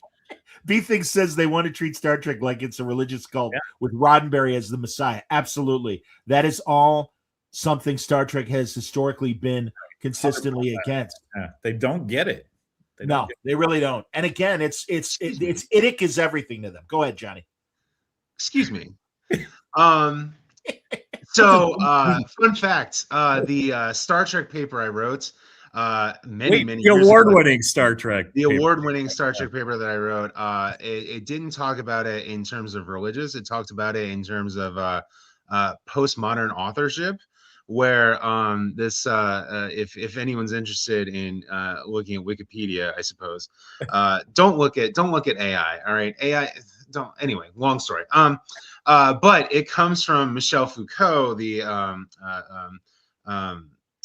post-structuralist French guy who wrote a whole essay called what is the author? Who is the author? Whatever the fuck it is. And the whole thing basically says that an author has the formative authority, no pun intended, over a text. And the way they're treating it is very much in a Foucaultian sort of way. And my argument was the paper, this is before Kurtzman, praise be upon him. And So this was all about the JJ movies, and this was about how JJ Abrams is trying to make himself the Foucaultian author figure of Star Trek. He's trying to rewrite Star Trek to make it all about himself and what he wants Star Trek to be. The exact same critique, in fact, I should probably do this. The exact same critique can and should be made about Kurtzman. He wants Star Trek to be about what he wants it to be about, and he's using the name of the creator to effectively what's the word hoodwink the audience into kind of accepting his authority over the authority of the vernacular, which is the people, which is us, right? Because Star Trek, and this is the point of the paper, is Star Trek does not have an author. The authority figure of Star Trek is the masses, because once 1969 hits, guess who's in charge of Star Trek? The people, the fans, for the next literally 15 years, right? They're the ones who actually make Star Trek Star Trek. That was the whole point of the paper, and probably why it won an award. No big deal, you know. It's probably it's your style. Your writing style is awesome, moody and atmospheric. So anyway, I just thought it was interesting because I've heard this multiple times, and I've seen this on the internet a lot, where it's like, Star Trek is a religion, and I mean, hell, we say it all the time, this is my religion, right? But in terms of textual analysis, what we're actually talking about is this postmodern theory of authority and authorship and all that stuff. If you're interested, Google it. You'll figure it out. John Price, everybody. Yeah, no, I want to see it. But also, I would say that along with Roddenberry and the other two that don't get the credit they deserve, Gene Kuhn, very much so, and also and Dorothy Fontana, and David Gerrold. I would throw David Gerrold in there as well. Absolutely. And it's like, no, man. Again, no. Star Trek had many fathers and mothers, and I really hate again. Oh, we're all about representation. Really? Well, you fucked over DC Fontana's estate, taking her whole backstory on number one from Vulcan Heart, a great Star Trek novel that she wrote. And they have every right to do it. But I go back to that first Gorn episode of Arena when they suddenly realized before they aired the show, we're stealing from Theodore Sturgeon, who wrote a story very similar to this. So he gets based on an idea from Theodore Sturgeon, a great sci-fi writer, and who also, I think, did write a little bit of the original series. But Arena, it's in the credits.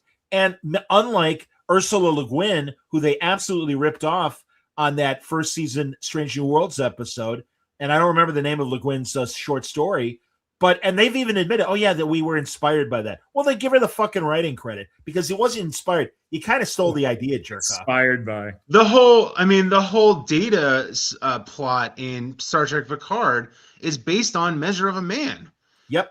Well, what the hell is her? I can't think of her name. The lady who wrote Measure of a Man. Melissa Snodgrass, right? Yep. And she had this viral Facebook post at the time, be like, "Wow, I just watched the new episode of Star Trek. It looks pretty familiar. I wish they had talked to me about it, or I said anything, whatever the fuck she said." But don't you think? And it's like, don't you think instead of agreeing with what Melissa said, they circumvented it and made it exactly what Guinan was trying to tell Picard of? Oh no, we should have 1,000 datas in Starfleet. Wouldn't that be great? And they could do whatever we want. And you get Picard, you're talking about slavery. And it's like, well, that seems to have gone out the window because on Mars, we got a shit ton of fucking androids that they make fun of and treat like, and that's the other thing about Academy. All these AIs, like in that second episode where Caleb is going to jump the fence and he gets the AI to go through all the coffee, orders and to confuse the AI. I don't believe 1,000 years from now you're going to be able to fuck with AI that way. But secondly, it's like, so there's a class system on AIs and holograms because Sam is being treated like a real person. The doctor is, but not this coffee server. And I'm like, wow, that's kind of shitty. Again, they don't think about what they're showing. And it's like, you're not paying attention to your own stories, kids. I mean, you want to talk about exocomps? I mean, that's literally the whole point of the exocomp episode. Right. Is that, hey, these don't look like humans. You cannot anthropomorphize these in your head. But guess what? This is intelligence. Yep. This is artificial intelligence right here. It's alive. That's literally the whole point of the exocomp episode. So you want to have exocomp in this shitty show? Well, guess what? You need to learn the lesson and why the exocomp is here. It'd be like writing a damn book with a gun and being like, oh, yeah, I don't know what guns are for.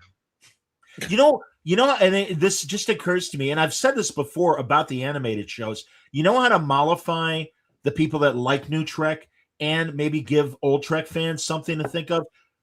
Promote Mike McMahon and the Haberman brothers that were behind Prodigy to live action, because these people understand, and they I think would do a hell of a job with live action Star Trek. And again, I think there's enough fans of New Trek that would be like, well, okay, that would be all right. And I really hope Mike Sussman. I want to see his President Archer idea as a miniseries. Guys, how long do you think once Kurtzman is over? There's this movie. We'll see if it's in development, because we were supposed to get a Noah Hawley movie and we never did, and we're supposed to get a Quentin Tarantino movie. All that bullshit. I hope it's these guys, because I like Game Night and I like the Dungeons and Dragons movie, but I don't think we're gonna have to wait more than 2 or 3 years, because they could announce something next year as Strange New Worlds and Academy wrap up and say the movie's coming. And if they really wanted to, as a gap, so that there isn't any time, because they're all crying, oh my God, nothing's in production. We're not going to have Star Trek. It's like, well, we still got another whole fucking year. So they could certainly start writing something now and maybe get it on the air by 2028. I say no more than 3 years from right now that we'll get something new. Something. What do you guys think? I couldn't guess, but I know what I would do if my last name was Ellison. I would take your idea and John's folklore ideas and give all the money to Mike McMahon and go, you know what? We don't know what we're doing, but it would be really easy to just make Lower Decks live action. So you get 6 episodes to tell us what happens when everybody goes and how they get back together. And for God's sake, don't have a Federation-wide problem. Just have the conflict be getting the band back together. And then you get all the love of Picard season 3, and that's your big reveal at the end, is that Boimler's okay. And, they're all like, Rutherford is a chief engineer somewhere. Yep. Fucking Shax has his own ship. And they just gave it to him. They gave it to him just so he can go blow shit up. And then just have that going. Like, they know it works because that's the only episode of Strange New World that everybody has seen 17 times. Because it's perfect. It's true. Yes. You know that. Oh, I hear you. I'm going to say. And you don't even have to design the costumes, because and live action Tawny Newson is less annoying than cartoon Mariner, because that was my struggle the first season, because Mariner essentially was another Michael Burnham that was a know-it-all. But thank God finally, and maybe that was their plan all along, the other characters started making fun of her and are like, and I love when Tendi, and she's like, I'm not the boss. Yeah, whatever, boss. Sure. And I'll walk away from her. And it's like, no, you're a fucking idiot. And I love that Boimler finally got, grew some balls by the end.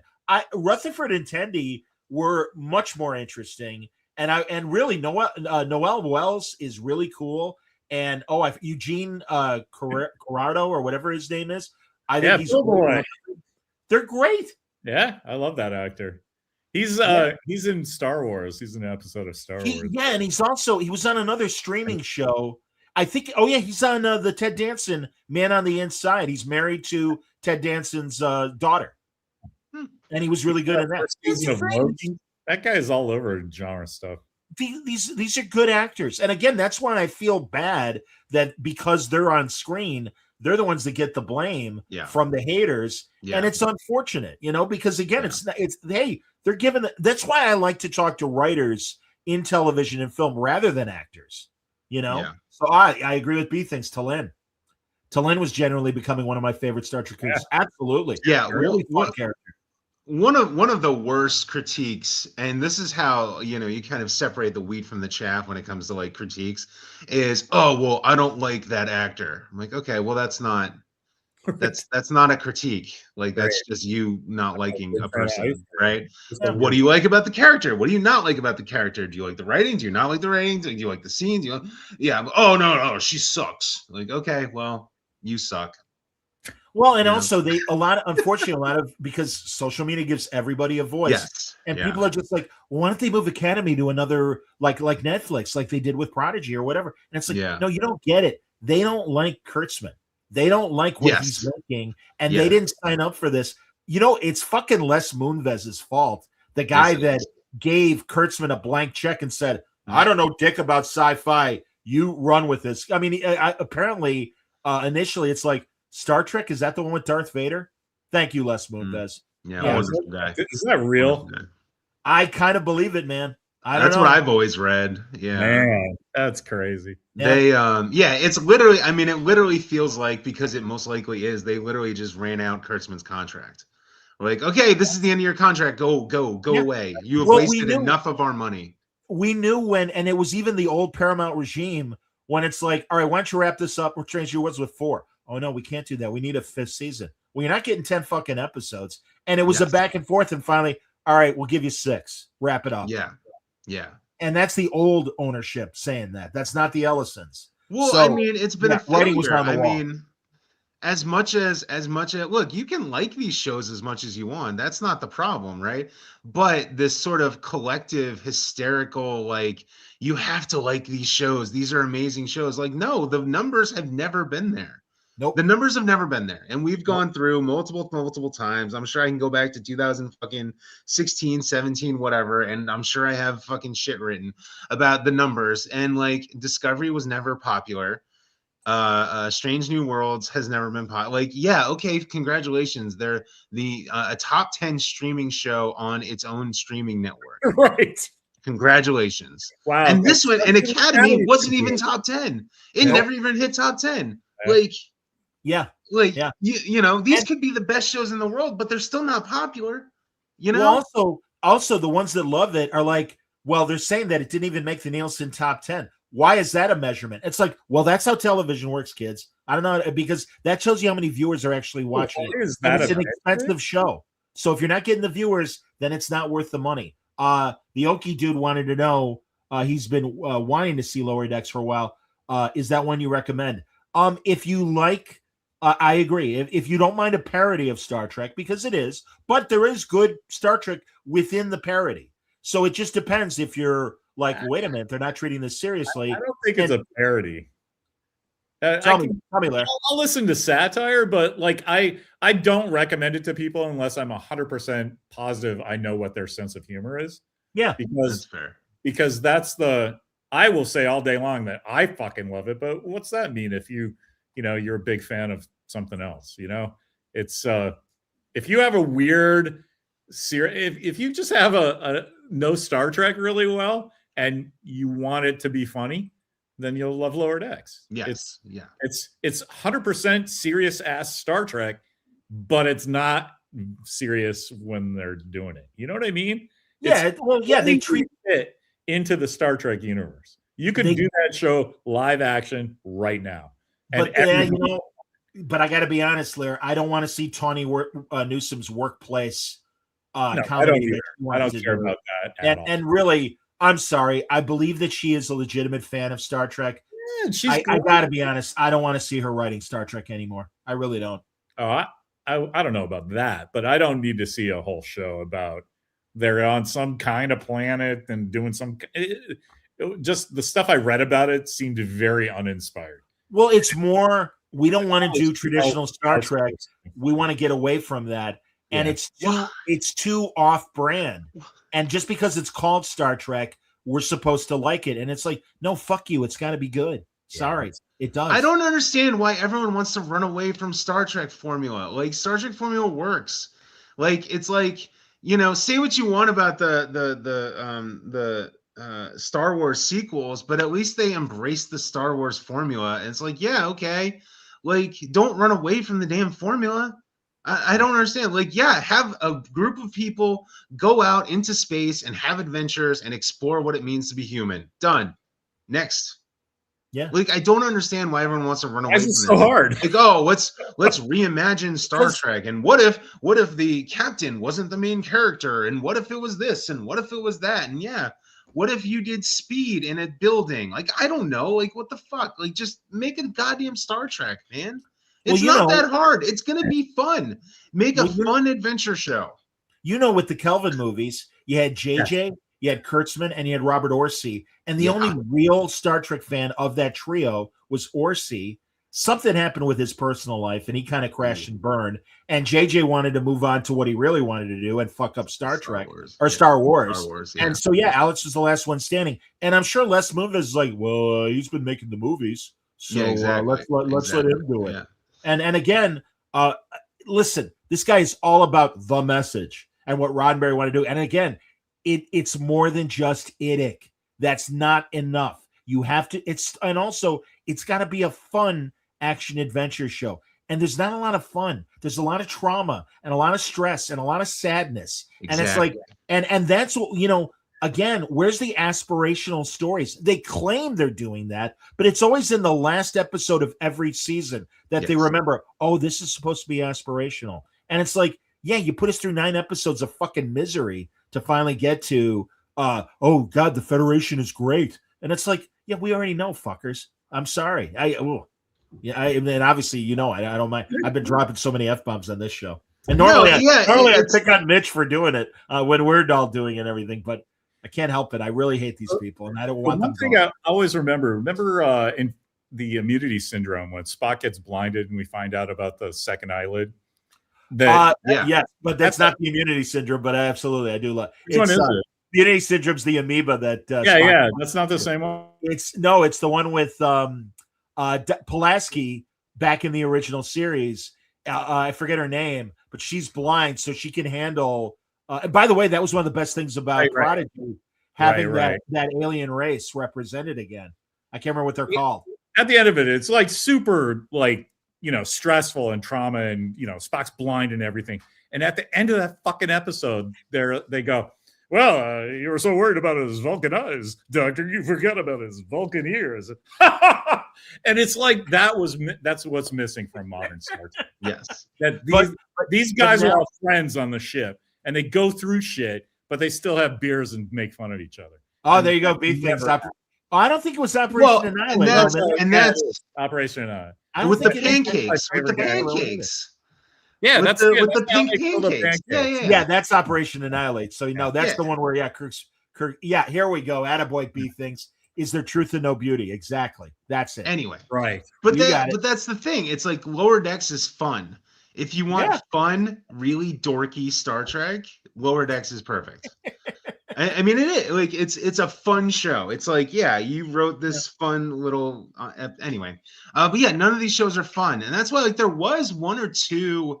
The standalone episodes I thought were best for Academy, the one where they had the prank war and they had but at least they were they felt like they were enjoying themselves in this little storyline. You know what I mean? The other ones are oh, we have to deal with our trauma today, and oh, we have to deal with the world ending and blah blah blah. Oh, my mother, blah blah blah. Right?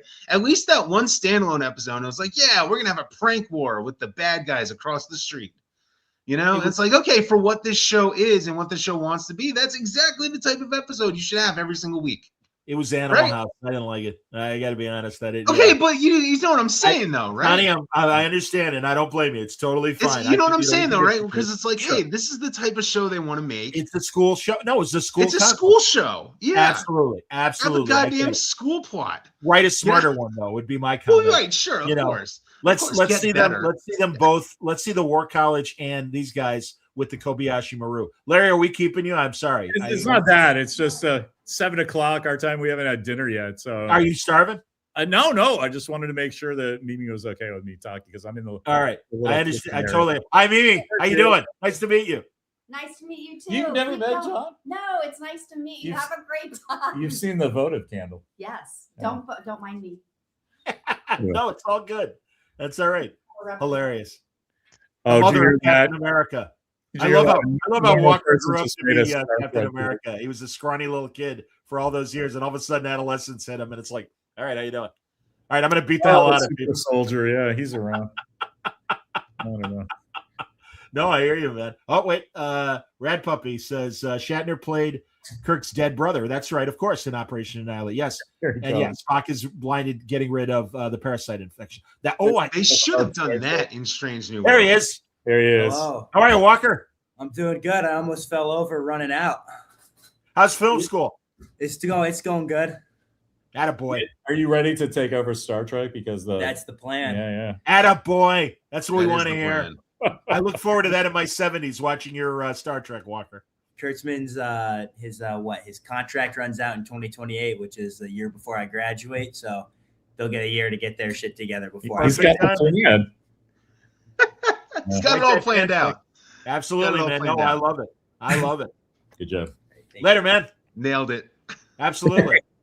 All right, and we got the Young family. That's fantastic. Yeah, I don't know, man. I like I said, I don't think it's going to take us more. I'll say long term, maybe 5 years, but I don't think so. I think it's too valuable of a property for them to do that. I think there'll be a movie in that time frame. Yeah, Absolutely. but also, I mean, I got to say, I mean, God, it's been 5 years for Bond, and Amazon can't get its shit together for Bond. It's true. I don't know. I really don't know. I don't know either.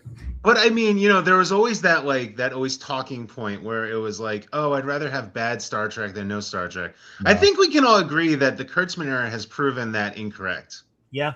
I would rather have not had any Star Trek. I would rather be sitting in my room writing my little fan fictions than or watching old 1960s episodes than having to do all of this. Or reading the novels and reading the comics. Reading the novels and the comic books, which are like we've gone over, are good. They're good. They're great. They're really great. I could have gone without a whole bunch of strangers on the planet calling me a hater of Star Trek because I'm a lover of Star Trek. That's why I don't like this shit, because it's not Star Trek. Right. So absolutely. Back up from calling me a Star Trek hater. Yeah, sorry. I have more Star Trek uniforms than I have regular clothes. You're absolutely right about that. I'm not a Star Trek hater. And so everybody on the planet take that back. No, and again, I really hated being, because there are trolls. Let's be honest. There are people like that. And there are guys that hate everything, and they generate YouTube numbers. They make a lot of money on that. There was somebody in the chat earlier that represents that kind of thing. And I disagree with that, and that's why I wasn't posting his comments. Sorry. And again, by all means, you can hate what you want to hate, and that's okay. And there are people with a hate agenda. But no, it's again, we love Star Trek, and I didn't like being lumped in with the trolls. Yeah. And I thought I was very careful with pointing out the things I didn't like about New Trek. And I think you guys are too. John, you have this entertainment complex going that. Did you really get a lot of that? It's like, no, John Sanchez has given us his professional opinion. I think nobody wants to listen to me and John, despite all the awards John has won. Yeah, but I think I'm too small, Larry, to make a ripple beyond my word balloon sphere. Sorry, did Polka Dot Man just say, please interview me? I don't know how small you are, John. Well, it was his publisher that said it, but regardless, and I was thrilled to do it. His people call their people. Yeah, but I think, honestly, when it comes to Star Trek and stuff, no, I'm a small fish. They're not aware of me, and that's okay. I don't mind that. But I will be an honest broker and call balls and strikes. And even within the word balloon audience, like, I'm really disappointed that you're being so lousy to New Trek. And it's like, I'm sorry. I wish I wasn't, but it is my favorite thing. The show sucks. It's more we have said, I mean, how many times have we have said there's a new season coming out? I really hope it's good. Every time. We want nothing more than the new season to be amazing. Every week, Johnny. And it never is. Literally week to week with the episodes where I'm like, it never is. Maybe I'll like this one better. Yeah. And I can't think of it. I mean, the closest was the Miyazaki episode, but even that, I still had problems. And especially with Tarina suddenly becoming Phoenix and giving her sonic scream. No kidding. How does that work? I mean, if they had beams shooting out of 40-year-old Caleb's eyes or ears, I might accept it better. But again, if it doesn't make sense, you take me out of your story. And there's too much of that in New Trek where I'm sorry, this doesn't make sense. I don't know. Yeah. Sure. B thinks Firefly has sustained a fan base off of 14 episodes, a movie, and occasional comics. True. We don't need an endless stream to love something. Sure. But again, like all of us, I mean, I've been watching Star Trek since I was 5 years old. So, and I know Larry's like that. And Johnny, I don't know how old you were when you started your love for it. It was pretty young. I mean, I would watch it with my my grandfather. We would just watch it on whatever channel 11, whatever the fuck it was, you know. No, I hear you. Yeah. We can wrap please. Well, I just wanted to say about Star Trek Academy, whereas like I just think, and I don't know, maybe you guys can tell me this real quick, but like in the old days when they would make 26 episodes, right? They had an off season to like make adjustments, right? they could take feedback from the audience and like say, oh, this is working, this isn't working. They could watch their own product and say, oh, this is working, this isn't working. They've already filmed season 2. They have no idea what the audience likes and doesn't like. So like that's a problem. I mean, that just feels like that's a problem. So it's like we're going into season 2, or we wrapped up season 1. And what I was going to say is, I hope they learn from some of the things they could do better in season 1. But I have no idea if that's even possible because they've already filmed season 2. It's already done. I'm sure you guys heard they were told to rewrite, I think, the last 2 episodes of season 2. But also, to build on what you were saying, John, the old model, and especially Next Gen through Voyager. Well, Voyager was on UPN, but really Next Gen and Deep Space Nine, that syndication model, Paramount made a shit ton of money because if you guys don't know, and the audience doesn't know, they would have pre-sold ads built into the show that Paramount paid or got the deal with, but then they also, half the other ads went to the local stations, so they made money. And that's how everybody made money on it. And it was incredible. First run syndication. I mean, really, Next Gen ushered in all those other goddamn shows like Xena and Time Tracks and all the other Babylon 5 even. All that stuff is because of that successful model. And it doesn't exist anymore. So that's even harder for them to make money back on the expensive show. And it wasn't as expensive. I mean, $10 million an episode? Give me a That's break. crazy. It's crazy. Yeah. Come on. Crazy. Well, they made The Expanse for half the money, and it's a better goddamn show. Yeah. Come on. That's why Next Gen worked, because all the syndicators asked Paramount, you got any more of that Star Trek stuff? Yep. And they're like, and so, you know, it was a rough beginning and it didn't get good to season 3, but the syndicators didn't care because they were making money, the advertising money. And that's the function of why streaming, I think, doesn't work, because they spend all that money and you just you're at the whims of the audience. Like, a lot of people made up their minds really fast that they didn't like Starfleet Academy. Right. And so sorry you spent $150 million on that giant room for some reason, but that's never coming back. And the people that do like it, they're like, oh, well, they hated this thing before it even hit the air. And it's like, I won't deny that there was a segment of the hate audience that was like, I'm going to hate this show no matter what. And I won't deny when I saw the trailer, I'm like, I don't know. We'll see. But again, you're right. And not having the ability to respond to audience feedback really does suck. And I kind of think Lower Decks almost did do that, and almost, or again, maybe it was always by design with McMahon. Yeah. Was that Walker? Yeah, no, I was having computer trouble, and I'm using. Oh, no worries, man. That's why I had that bit in the middle where I was going, "What the hell is going on?" That's all right. That's all right. So yeah, I think Star Trek's going to be fine. It's going to be fine. Yeah. And also, again, for these people that loved it, hey, you've had several seasons of all this Discovery, and you're going to have 5 seasons of Strange New Worlds and 2 seasons of Academy and the animated shows. You got plenty of Kurtzman era Trek to enjoy. But I'm sorry, time for a change. If nothing else, even if it does officially go dormant for a little while, right? That's what Star Trek does. I mean, who owns Star Trek? The fans own Star Trek, right? That's my whole thesis. God damn it, right? It's where the fans own Star Trek. So guess what's gonna happen? We're just gonna keep watching Star Trek. We're gonna keep talking about Star Trek. We're gonna keep making fan films. We're gonna keep making fan fiction. We're gonna keep making blueprints and fucking battle plans for the Dominion War. And the fans take over Star Trek, which is exactly what happens in Star Trek. That's the whole point. All right, that's it. All right. No, I love it. We could. Rad Puppy's final comment here. He goes, "I gave Starfleet Academy a chance. I watched the entire first season, and I will watch season 2. Bottom line, season 1 was not good. Yeah. We'll see. We'll see what Sam is like in season 2.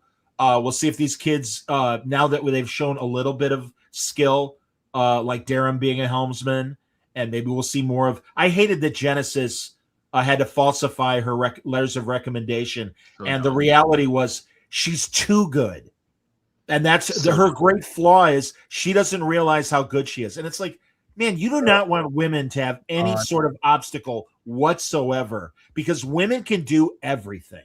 And I feel like an ass saying that because I do like women and I do respect having a balance and having strong women. But we have to say that now is the world. I too like women. There John you Price, go. where are you on this? I'm a liker of women. That's correct. Yeah, big fan. Sometimes we'll see. Sometimes, you know. But you almost feel like you have to say that to justify. No, absolutely. That's why it's ridiculous, but you do. Yeah, you do. All Because you can't just make the critique anymore. It becomes so loaded and with so much baggage.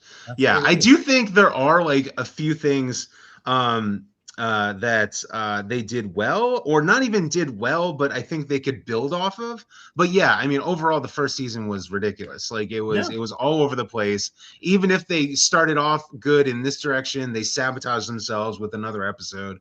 You know, so yeah, I mean, there were some good positives, but yeah, I think overall, I would agree with Radical Puppy 71 over here, and yeah, I mean, it was just not good. I hope Sam, and honestly, they should have introduced this in the first season with her ability to zip in and out and change her. I mean, I don't understand why they didn't show her changing her form because she did it during the laser tag episode and everything. It's a hologram. Like, right. And exactly. But also it's like, okay, great. She'd be great for security because she kind of has like Odo sort of chameleon-like powers. Cool. And also she should have been so much more valuable when they were on the market planet, on Tatiana's planet on episode 9, and instead of just freaking out every 5 seconds, it's so maybe we'll get more of that in season 2. That would be my thought for her character. And also, let's see Jaden perform some more medicine, because other than being gay, that's all we got. Right. And again, I'm not against it, but really, it's like, well, he's a gay Klingon, and the classic improv, like, all right, what else have you got? And they had nothing.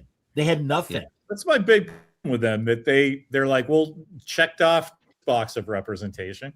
It's like, well, yeah, except you've done that character a service now because they're just that. Because they're just gay. Yeah, he's just gay. Yeah.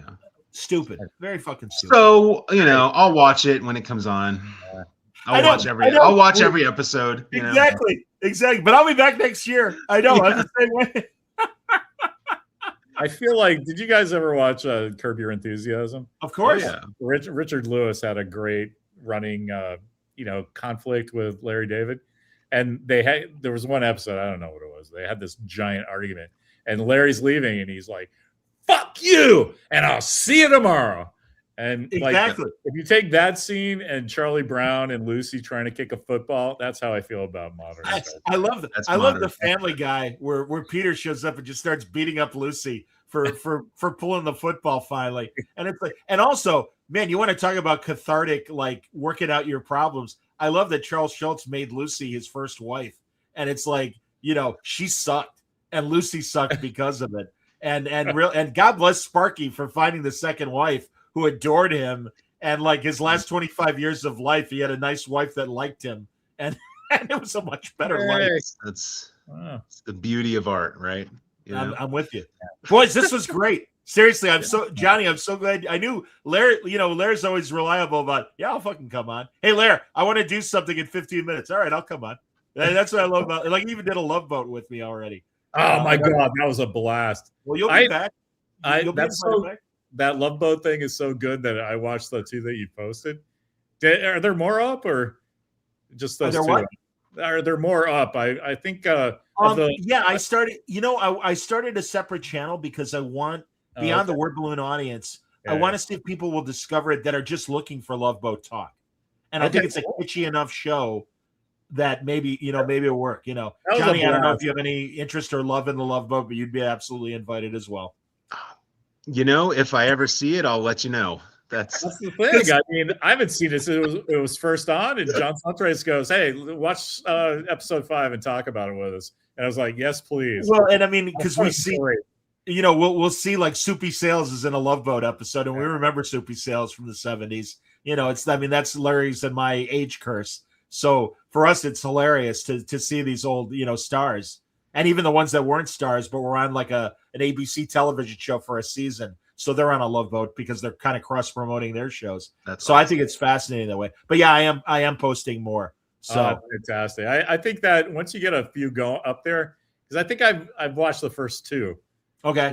Once there's a ton up there, I'm gonna start telling people about it because it's just fun to watch from like a production standpoint, even because there's like a great shot of the ship in the dock, and then they cut to the set, in Hollywood, and it's like, well, that part of the ship was white, and this is blue. Like, you guys, come on. Oh yeah.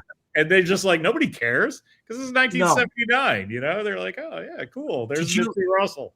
You didn't do the Patty Duke episode, did you, Larry? I haven't got to that. They had Patty Duke hook up with Tab Hunter, and first of all, I felt so bad because poor Tab Hunter, a gay gentleman, has to pretend to be in a romance to get a gig. But also, the next week they had an identical twin episode, and my belief, I have no proof of this, was they went to Patty Duke and are like, hey, you could play twins again. Oh my God. Sure like, in the second one? Well, it was the next week, and I'm sure she rejected it. It's like, I'm done with that. I'm not a kid anymore. Yeah. I'm trying to get away from that stereotype. No, thank you. So they had Diane Canova from Soap play twins in the next episode. So yeah. Also an ABC show. Indeed. Exactly. Promoting Soap. Exactly. Yeah. So yeah, Johnny, it's like heavy 70s. So I don't know how you'd be with that, but you're absolutely welcome when your schedule frees up. Yeah, I'll talk to you guys in a couple of years. Yeah. Sadly, my friend wants to do every season, and it's 249 episodes, so it is kind of a 5-year life sentence that we're doing. That's fantastic. So. Yeah, I got 2 toddlers, and there's a lot going on, and but I love Star Trek. That's it. I do too, and we'll. I appreciate you guys helping me cathartically get through my anger of Starfleet Academy. And again, we got a couple months, and then we'll hit Strange New World season 4. We got a puppet episode to look forward to. Oh, thank God. Good Lord. We were ending on such a high note, John. Sorry. I love Star Trek again. I know. Great audience. What a great audience, by the way. This is a lot of great comments today. Hey, honestly, the chat came to play, and I thank everybody for that. Yeah. And more Word Balloon coming this week. And then I got C2E2 this weekend. So I'm going to have some great convention content next week from the 3 panels that I'm doing. And I'll talk more about that on the live shows. But thanks, everybody, for watching. Until next time, everybody stay safe, stay happy, stay healthy.